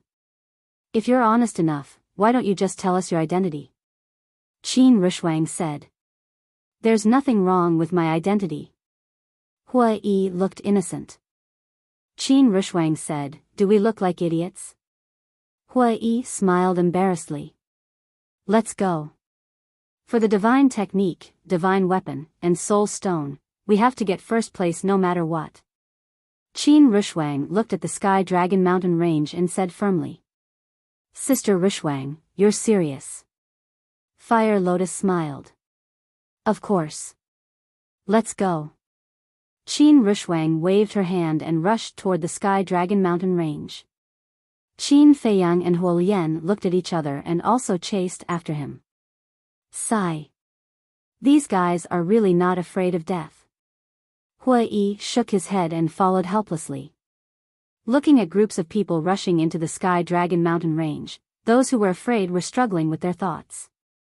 Empyrean Palace, in front of the stairway to heaven. Feng Yuan and Feng Dahai stood side by side and looked at the void in front of them. There was an image in the void. It was the scene of everyone entering the Sky Dragon mountain range. At this moment, the two of them looked like they were observing the situation there, but in fact, they were looking at Qin Feiyang and the others. The white-haired old man guarding the stairway to heaven was still sitting at the side. But just like before, his eyes were closed and he did not care about anything. In the image, Qin Feiyang and the others quickly disappeared into the mountain. Feng Yuan and Feng Dahai looked away and looked at each other. A murderous intent flashed in their eyes at the same time. Feng Yuan waved his hand and the image in the void disappeared. Then, He looked at the white-haired old man and looked at Feng Wenhai. He smiled and said, "Let's go back and report to everyone." "Okay." Feng Wenhai nodded. The two of them turned into a stream of light and disappeared at the top of the stairway to heaven. The storm has come and the peace of the ninth heaven palace is over. What will happen in the end? Just after Feng Yuan and Feng Dahai disappeared, the white-haired old man slowly opened his eyes and looked in the direction of the Sky Dragon City. He muttered to himself with anticipation. But soon, he closed his eyes again. Like an ordinary old man, he did not feel oppressed at all. Boom! Sky Dragon Mountain Range. The border area. The battle had already begun. The battle between humans and beasts, the mutual destruction between humans caused this mountain to be quickly swallowed by blood. Greed, selfishness, desire, all of these were displayed vividly at this moment. Too terrifying. This is simply Azura hell. Qin Feiyang's group stood in the sky above a mountain ridge. Their pupils constricted tightly as they scanned the slaughter that was happening everywhere before them, as well as the dismembered corpses and severed limbs that were flying all over the sky. They had underestimated the cruelty of this assessment. It was just the beginning and it was already so tragic. It was hard to imagine what they would find later. Fire Lotus shook her head and sighed. This kind of battle, this kind of sacrifice, is it really worth it? Is it worth it? This is a difficult topic to discuss. Qin Feiyang smiled faintly. You still have the mood to sympathize with them? Quickly think about it. How should we go? Hua Yi said. Qin Feiyang looked ahead and his eyes flashed slightly. Let's go a little further and try to avoid the battle. Won't that take more time? Fire Lotus said. Yes. However, if we rush over like this, we will definitely not be able to avoid a fierce battle. At that time, we will waste even more time. Let's go. Qin Feiyang waved his hand and rushed into the forest below, heading southwest. Qin Rushuang and the other two looked at each other and immediately chased. Soon, the four of them rushed to the front of a canyon. After observing for a while, they did not sense any battle fluctuations in the canyon. The four of them went straight into the canyon. Roar! But not long after entering the canyon, a roar suddenly came from a fork in the front. Following closely, the earth shook and the mountains shook. A group of ferocious beasts rushed out from the ground. It was a group of mountain beasts. The smallest of them was more than 10 meters in size. The lowest cultivation base was at the war god level. And their numbers were as many as hundreds of them. With ferocious glints in their eyes, they aggressively pounced towards Qin Feiyang and the other three. You're courting death. Fire Lotus's eyes flashed coldly. Don't attack. Qin Feiyang grabbed Fire Lotus. Why? Fire Lotus was suspicious. Qin Feiyang said to himself, if you attack, won't your undead power be exposed? That's true. Fire Lotus nodded, but then said, wait, no, if I don't want to expose my undead power, then I can only watch you guys fight. Won't I become a burden then? What are you thinking? How can we say that you're a burden? Don't worry, I'm here. Qin Feiyang laughed secretly. Just as Qin Feiyang was about to attack, Qin Rushuang took a step forward first. Divine power surged out and dozens of sword shadows appeared instantly. Each sword shadow was hundreds of feet long. As if condensed from ice, cold currents swept in all directions. The world seemed to have entered a cold winter in an instant. The cold air was bone-piercing. Kill! Qin Rushuang roared. Dozens of sword shadows tore through the sky and slashed towards the pangolin beasts in all directions. Divine power shook all directions. Roar, immediately. Cries of agony could be heard. The pangolin beasts who had just become war gods instantly lost their lives.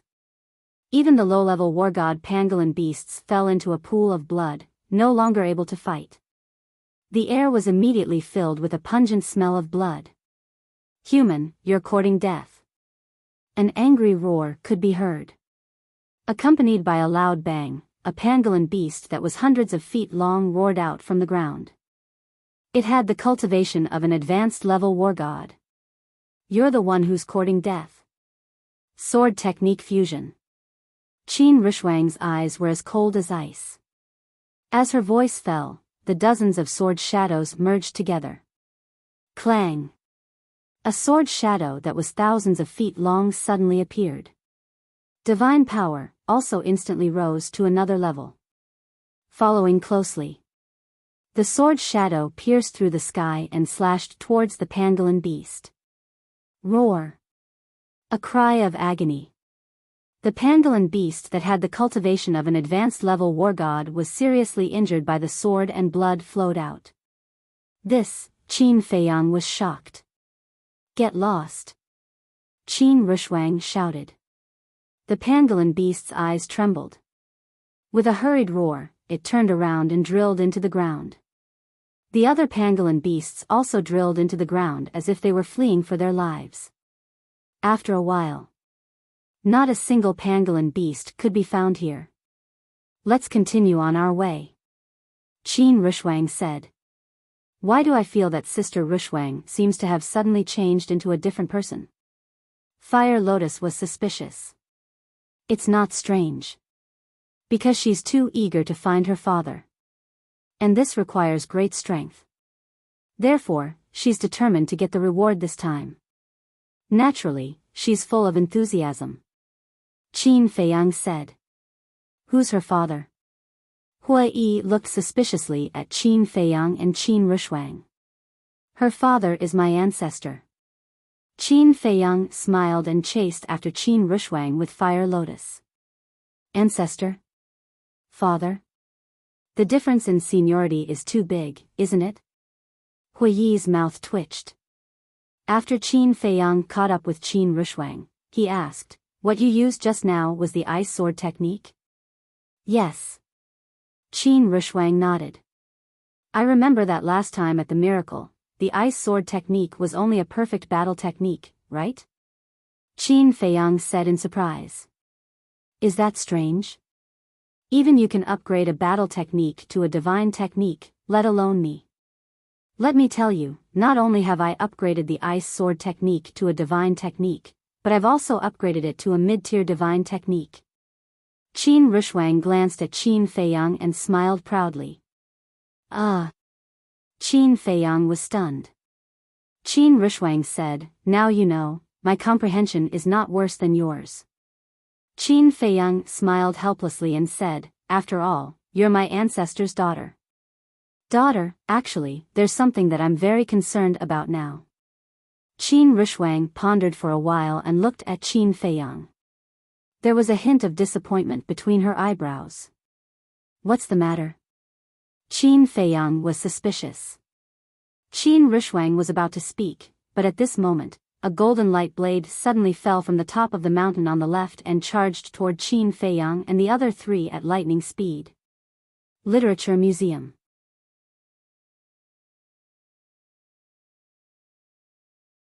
Chapter 1972. Someone's here. The four of them raised their heads and looked up, a cold light surging in their eyes. Clang! Qin Rushwang attacked again. Frost sword technique was formed. Dozens of sword shadows rushed into the sky and merged into one. They slashed at the golden light blade with a destructive aura. No! Seeing this, Hua Yi's expression changed as he shouted at Qin Rushwang. Rumble! But it was too late. Accompanied by a deafening sound, the golden light blade shattered the sword shadow as easily as crushing dry weeds. Puff! Qin Rushwang spat out a mouthful of blood and staggered back. I was too careless. She looked at the golden light blade with a bitter smile on her pale face. Stabbing others in the dark is not what a gentleman would do. Hua Yi said angrily. With a stomp, the ground collapsed. He rushed into the sky and his divine power roared in all directions as he threw a punch at the golden light blade. Ah, at that moment. Hui also screamed as he was hit by the golden light blade and smashed into the ground. So strong? Fire Lotus was shocked. Qin Rushuang was only a beginner war god after all. But Hui, who was a great success war god, was not a match for the golden light blade. How terrifying was the cultivation of the person hiding in the dark. Qin Feiyang looked at Hui meaningfully and said to Fire Lotus, "Take them back." Fire Lotus nodded. He grabbed Qin Rushuang with one hand and Hui with the other. Then, he instantly retreated. "Let me see who you are." Qin Feiyang looked up at the peak of the mountain and said coldly. He then teleported and dodged the attack of the golden light blade. Rumble. The golden light blade slammed into the canyon. The entire canyon collapsed and dust filled the air. Qin Feiyang stood in the middle of the dust and looked around. Whoosh! A black shadow, hidden in the dust, silently appeared behind Qin Feiyang. Its 5 fingers were like eagle claws as it went straight for Qin Feiyang's head. Sneaking around won't do much. Qin Feiyang's eyes were filled with murderous intent as he turned around and slapped. A dazzling golden light appeared in the center of his palm. Boom! The black shadow was instantly sent flying. His entire arm was lacerated and bleeding profusely. Hee hee, big brother, you're really amazing. A little girl's laughter rang out. Following closely, 4 figures appeared around Qin Feiyang. Dust billowed in the air, making it difficult to see their faces. "Jiang Haotian, let us see what you're capable of." Another loud and clear voice exploded like a thunderclap, deafening everyone's ears. "There's more than one." The gazes of Fire Lotus Trio, who had retreated far away, couldn't help but tremble. Boom! Before he could finish his words, 4 terrifying divine powers erupted like volcanoes in the dust and smoke. What? This divine might, perfect war god.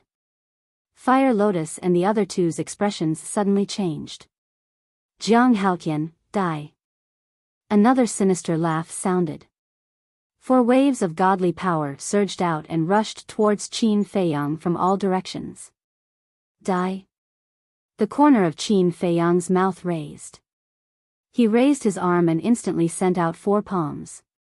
4 waves of golden light appeared and flooded the sky, colliding with the 4 waves of godly power. What? How is this possible? They actually bounced back. 4 cries of disbelief suddenly rang out in the dust and smoke. But at this moment, Qin Feiyang suddenly screamed, and the 4 waves of golden light also dissipated. Immediately, Qin Feiyang fell from the sky and crashed onto the ground with a bang. What happened? The voices of the 4 people once again rang out, filled with shock that couldn't be dispelled.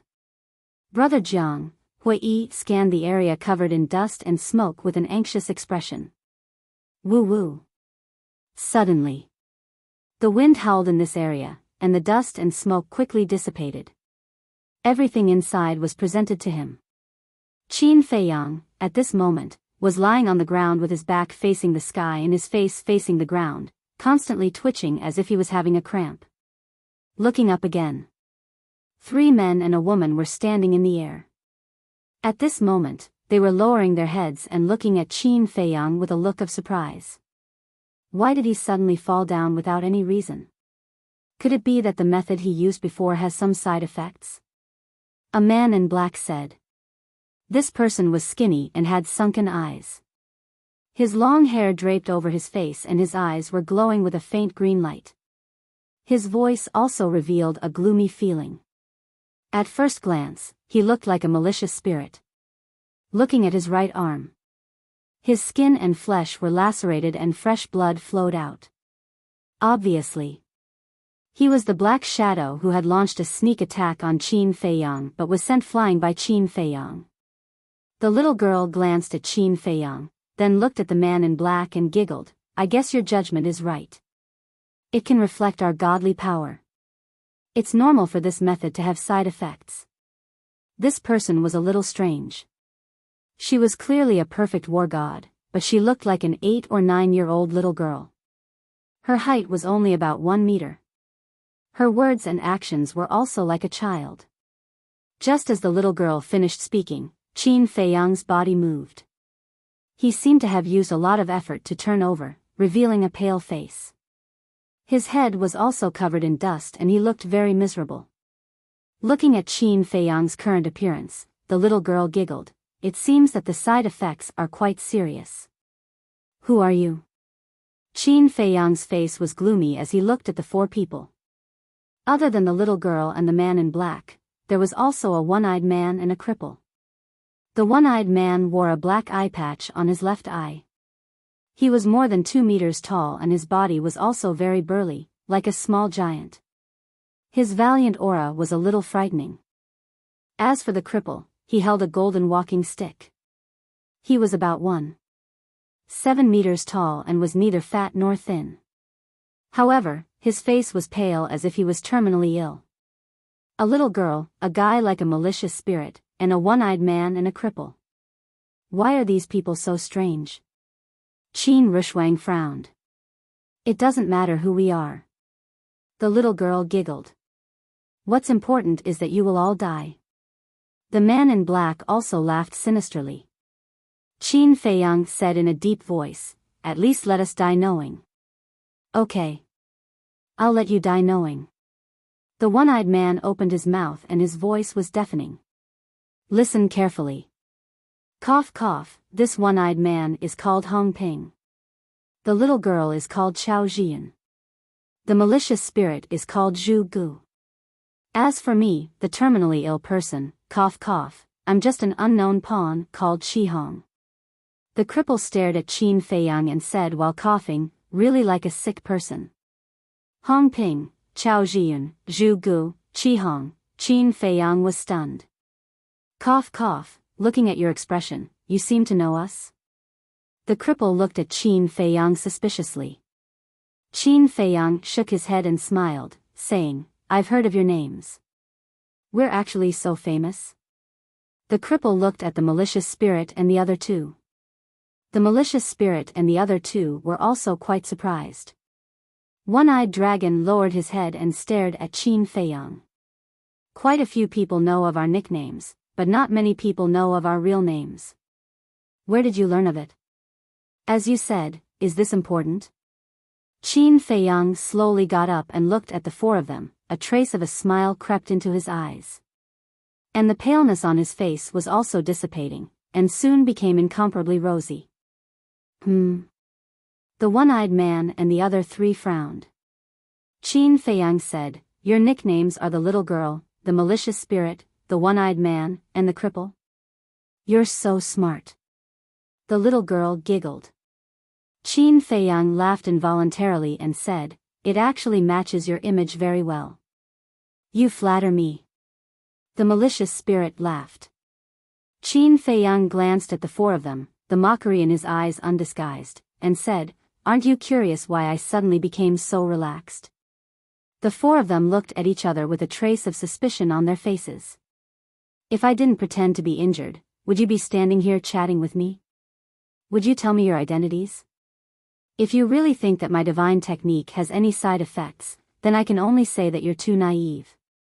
Qin Feiyang laughed and said. Pretending to be injured? The 4 of them were startled. The malicious spirit licked his lips and grinned, the 3 of you, it seems that we've been played like monkeys. Unforgivable. The one-eyed man roared. An oppressive and valiant aura rushed towards Qin Feiyang like a tide. Big brother, are you deliberately provoking us? The little girl giggled. Then congratulations, you've successfully provoked us. The cripple grinned. Boom. As soon as he finished speaking, the aura of the 4 of them suddenly surged. They were all perfect war gods. Hua Yi said in shock, 4 perfect war gods, Sister Fire Lotus, quickly tell your brother to run for his life. Run for your life? Fire Lotus's red lips under the mask slightly curled up with a hint of ridicule. If you anger us, you'll have to pay with your life. Big brother, are you ready? The little girl giggled and looked at Qin Feiyang. Don't disappoint me. Qin Feiyang laughed. Big brother is so stubborn. You're obviously scared to death, but you still have to pretend to be calm, aren't you tired? The little girl giggled, and a blood-red divine power suddenly surged out. At the same time, the cripple's walking stick shook, and a golden light blade swept out. Qin Feiyang looked at the cripple and said, "So the person who ambushed us before was you. Don't make it sound so bad." Cough cough, besides, ambushing is also one of my methods. The cripple grinned. Today is the day of your death. One-eyed dragon roared. Hee hee, soon, you will become a real evil spirit. The evil spirit also laughed sinisterly. The four people's divine power covered the sky and earth, and a destructive aura enveloped all directions. The void and the earth within a radius of tens of thousands of miles were collapsing and sinking. Countless fierce beasts were affected. The other examinees also fled when they heard the news. Accept the judgment of the death god. One-eyed dragon roared.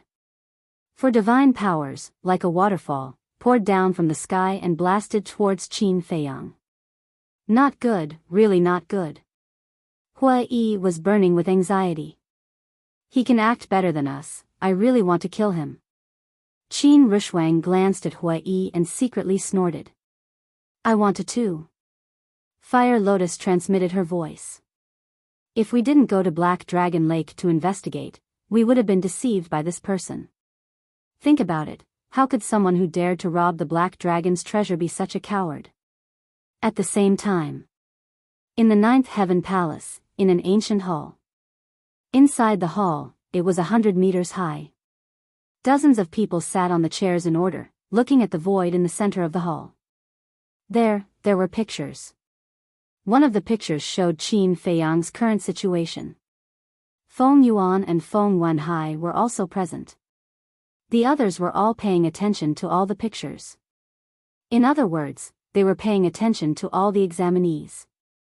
But Feng Yuan and Feng Wenhai had been paying attention to the picture where Qin Feiyang was. And in the depths of their eyes, there was a trace of a sneer. Literature Museum.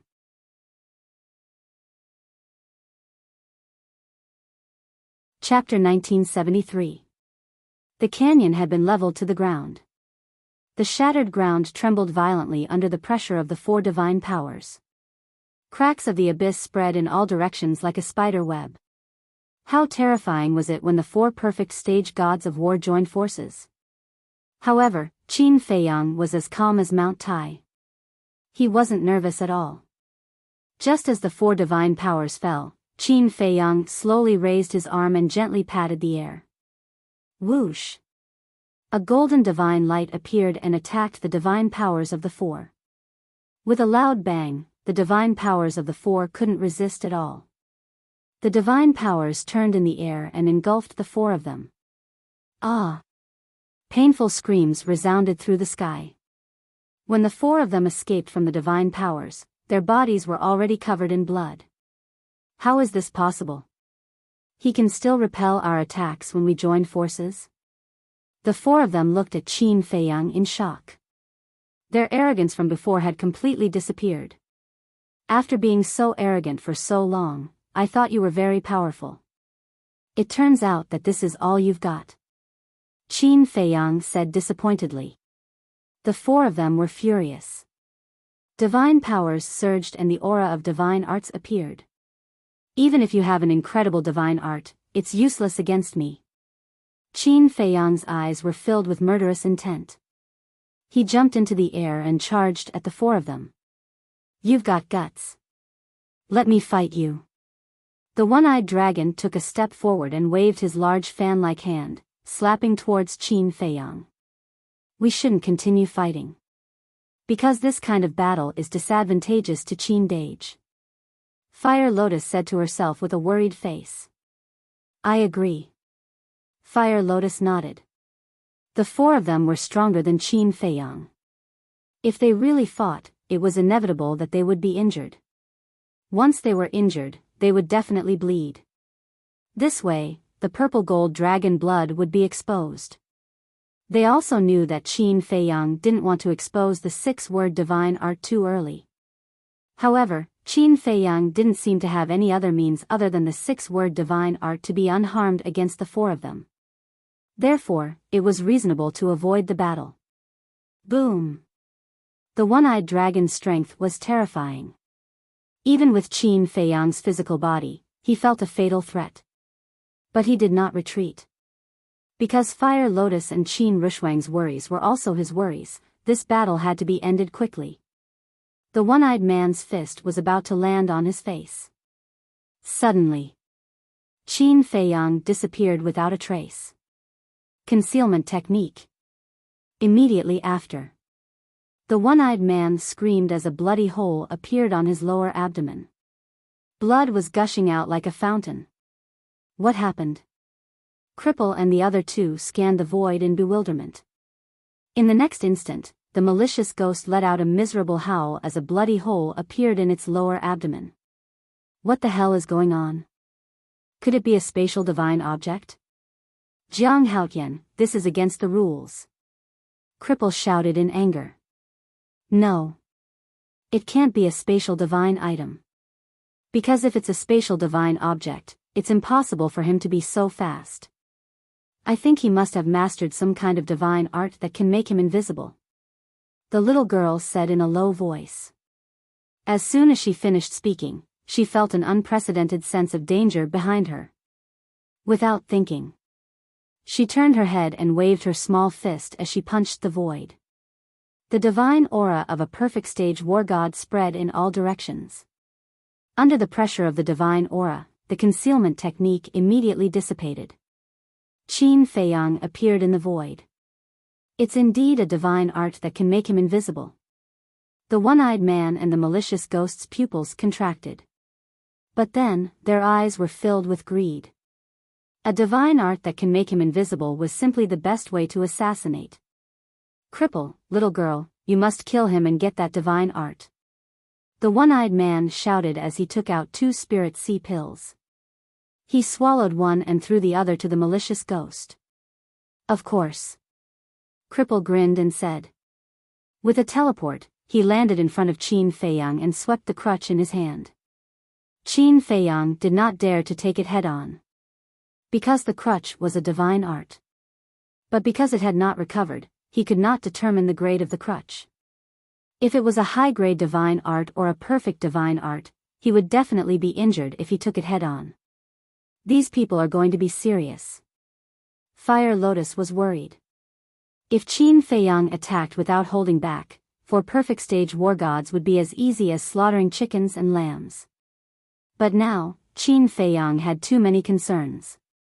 He did not even use 1/10 of his strength. Just as Cripple attacked, a blood-red sharp blade appeared in front of the little girl. With a monstrous sharpness, it charged towards Qin Feiyang. Qin Feiyang's pupils contracted. The blood-red sharp blade was a few hundred feet long. It was as if it was condensed from blood and had a murderous aura. He could tell at a glance that it was evolved from a perfect divine art. This group of people was indeed not simple. We will return the words you said just now. Even if you have a divine art that defies the natural order, it is useless in front of us. Cripple laughed. The golden crutch in the air made a deafening sound of wind and thunder.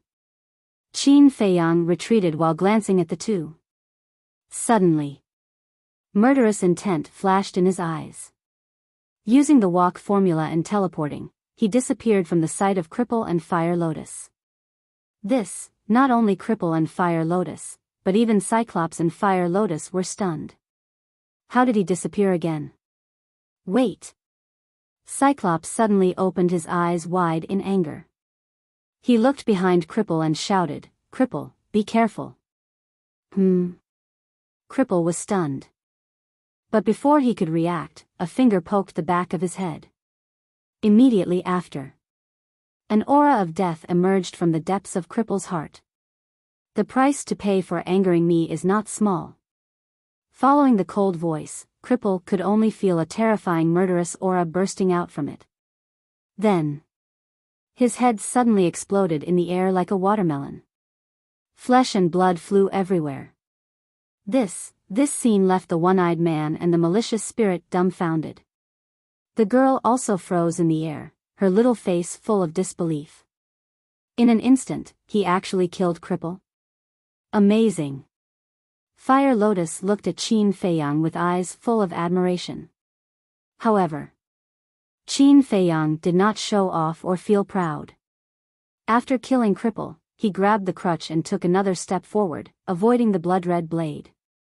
He landed behind the girl and then swung the crutch towards the girl's head. "Run!" Cyclops roared. The girl quivered. She did not even have the courage to turn around and look at Qin Feiyang. She directly dived and rushed out. She reacted in time and narrowly avoided the attack of the crutch. Qin Feiyang raised his eyebrows and looked at the girl's back. He shook his head and said, "What a pity." The girl stabilized her body and turned around to look at Qin Feiyang. There was nothing else in her eyes, only fear. Until now, she still did not understand how Cripple died. And his speed was even faster than them, a perfect war god. What kind of skill was this? Qin Feiyang glanced at the three of them and said with a smile, "Although it's a pity, it doesn't matter because you will die sooner or later." The girl, Cyclops, and Li Gui could not help but turn pale. Swoosh! Qin Feiyang waved the crutch in his hand and smiled as he walked towards the girl step by step. "Cyclops, so you are here. It took me a long time to find you." But at this moment, an angry shout was heard. Qin Feiyang was taken aback.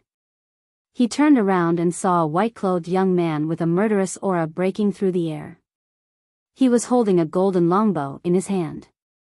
His aura was also that of a perfect war god. "Give me your life!"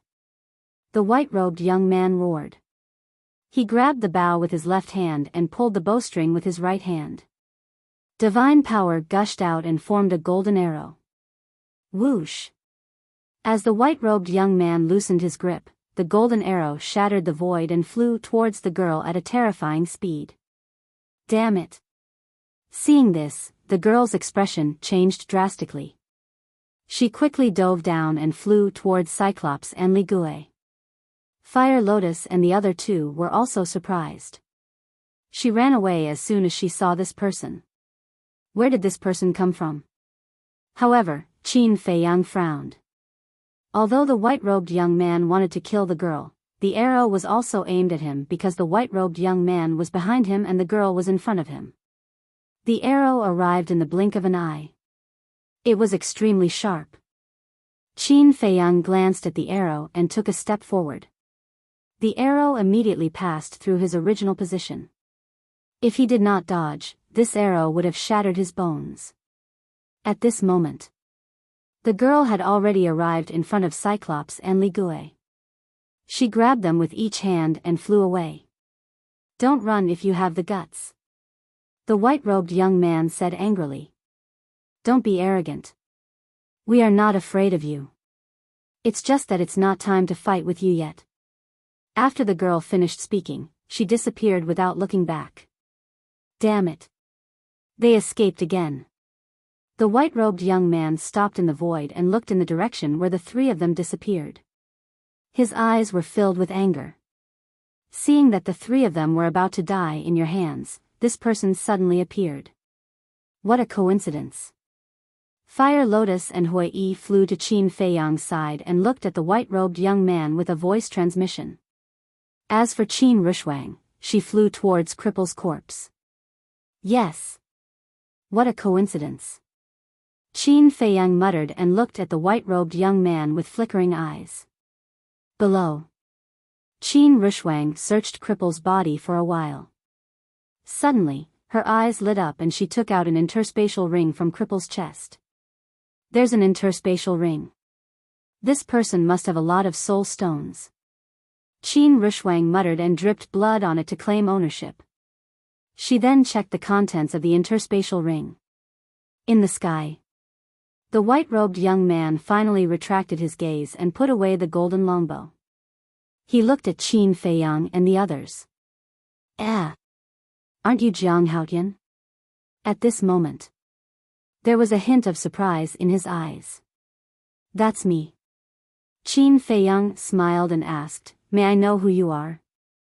The white-robed young man said, I'm Niayun. Niayun? Fire Lotus was stunned and sent a voice transmission, Qin Dage, isn't Niayun in cahoots with Cripple and the others? Why does he want to kill them? At the same time, below, Qin Rushwang also looked at Niayun in surprise. Qin Feiyang said to himself, he has already revealed his identity. You still don't understand? Fire Lotus raised her eyebrows and sent a voice transmission, what do you mean? Qin Feiyang said to himself, on the surface, he wants to kill Cripple and the others. But in reality, he wants to save them. So you're saying that the arrow he shot just now was actually aimed at you? Fire Lotus sent a voice transmission.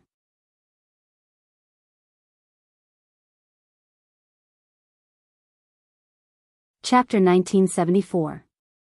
Yes. This person must have been hiding and watching from afar.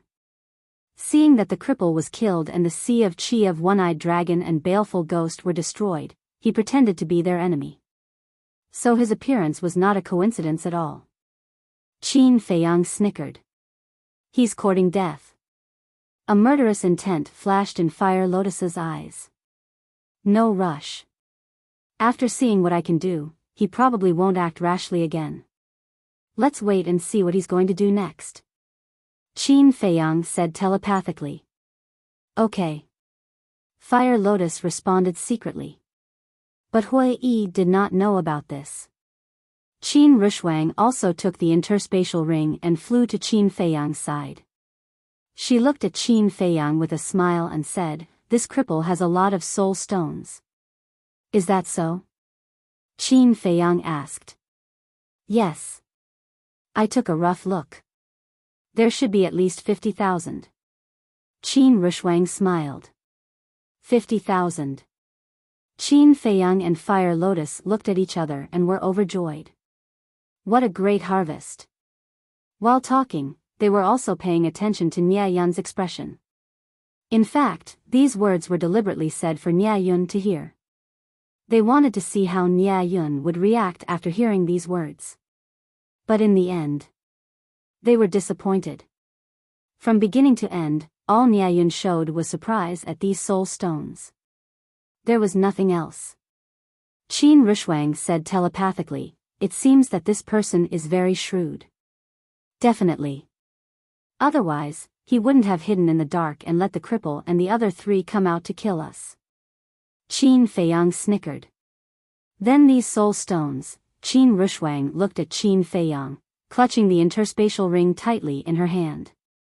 She looked quite nervous.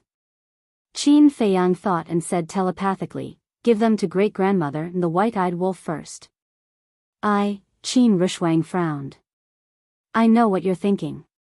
However, even if I give you all these soul stones now, do you have the time to refine them?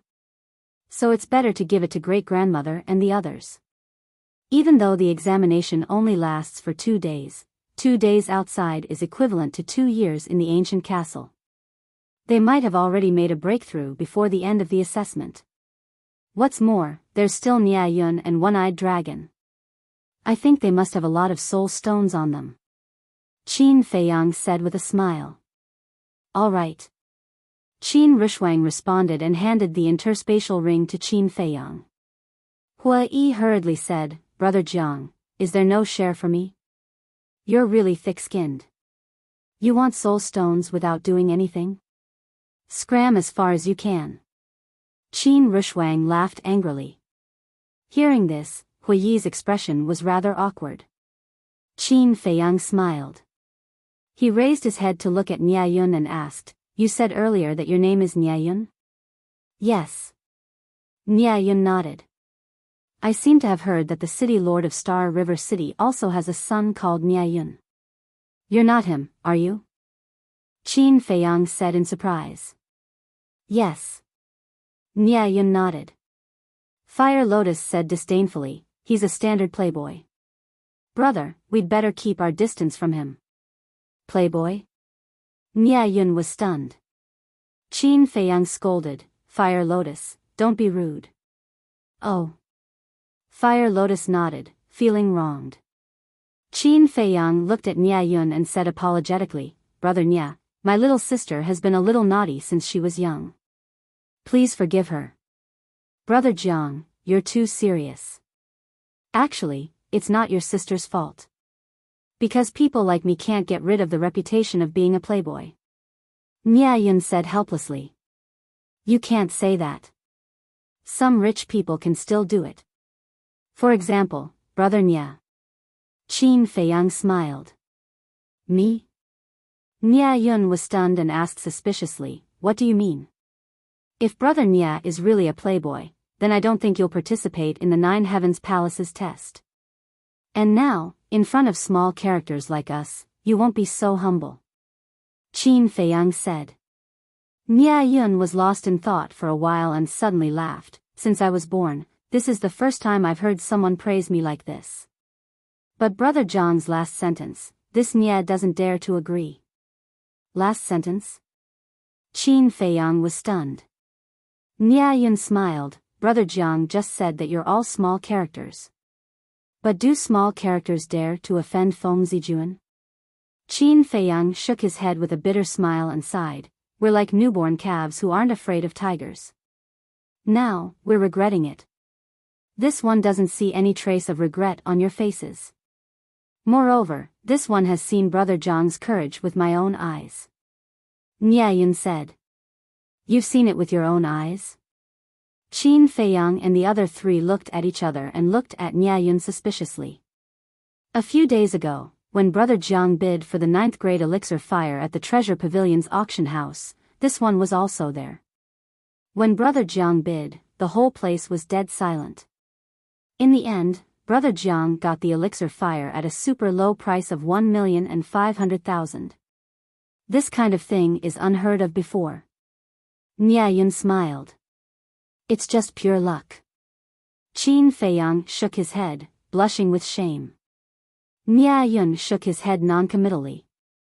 Then, he looked around and sighed. Brother Jiang, you see, the Heavenly Dragon Mountain Range is full of danger. Why don't we travel together so that we can look after each other? Travel together? Fire Lotus and Qin Rushwang could not help but frown. Sure. Qin Feiyang, on the other hand, only pondered for a moment and nodded happily.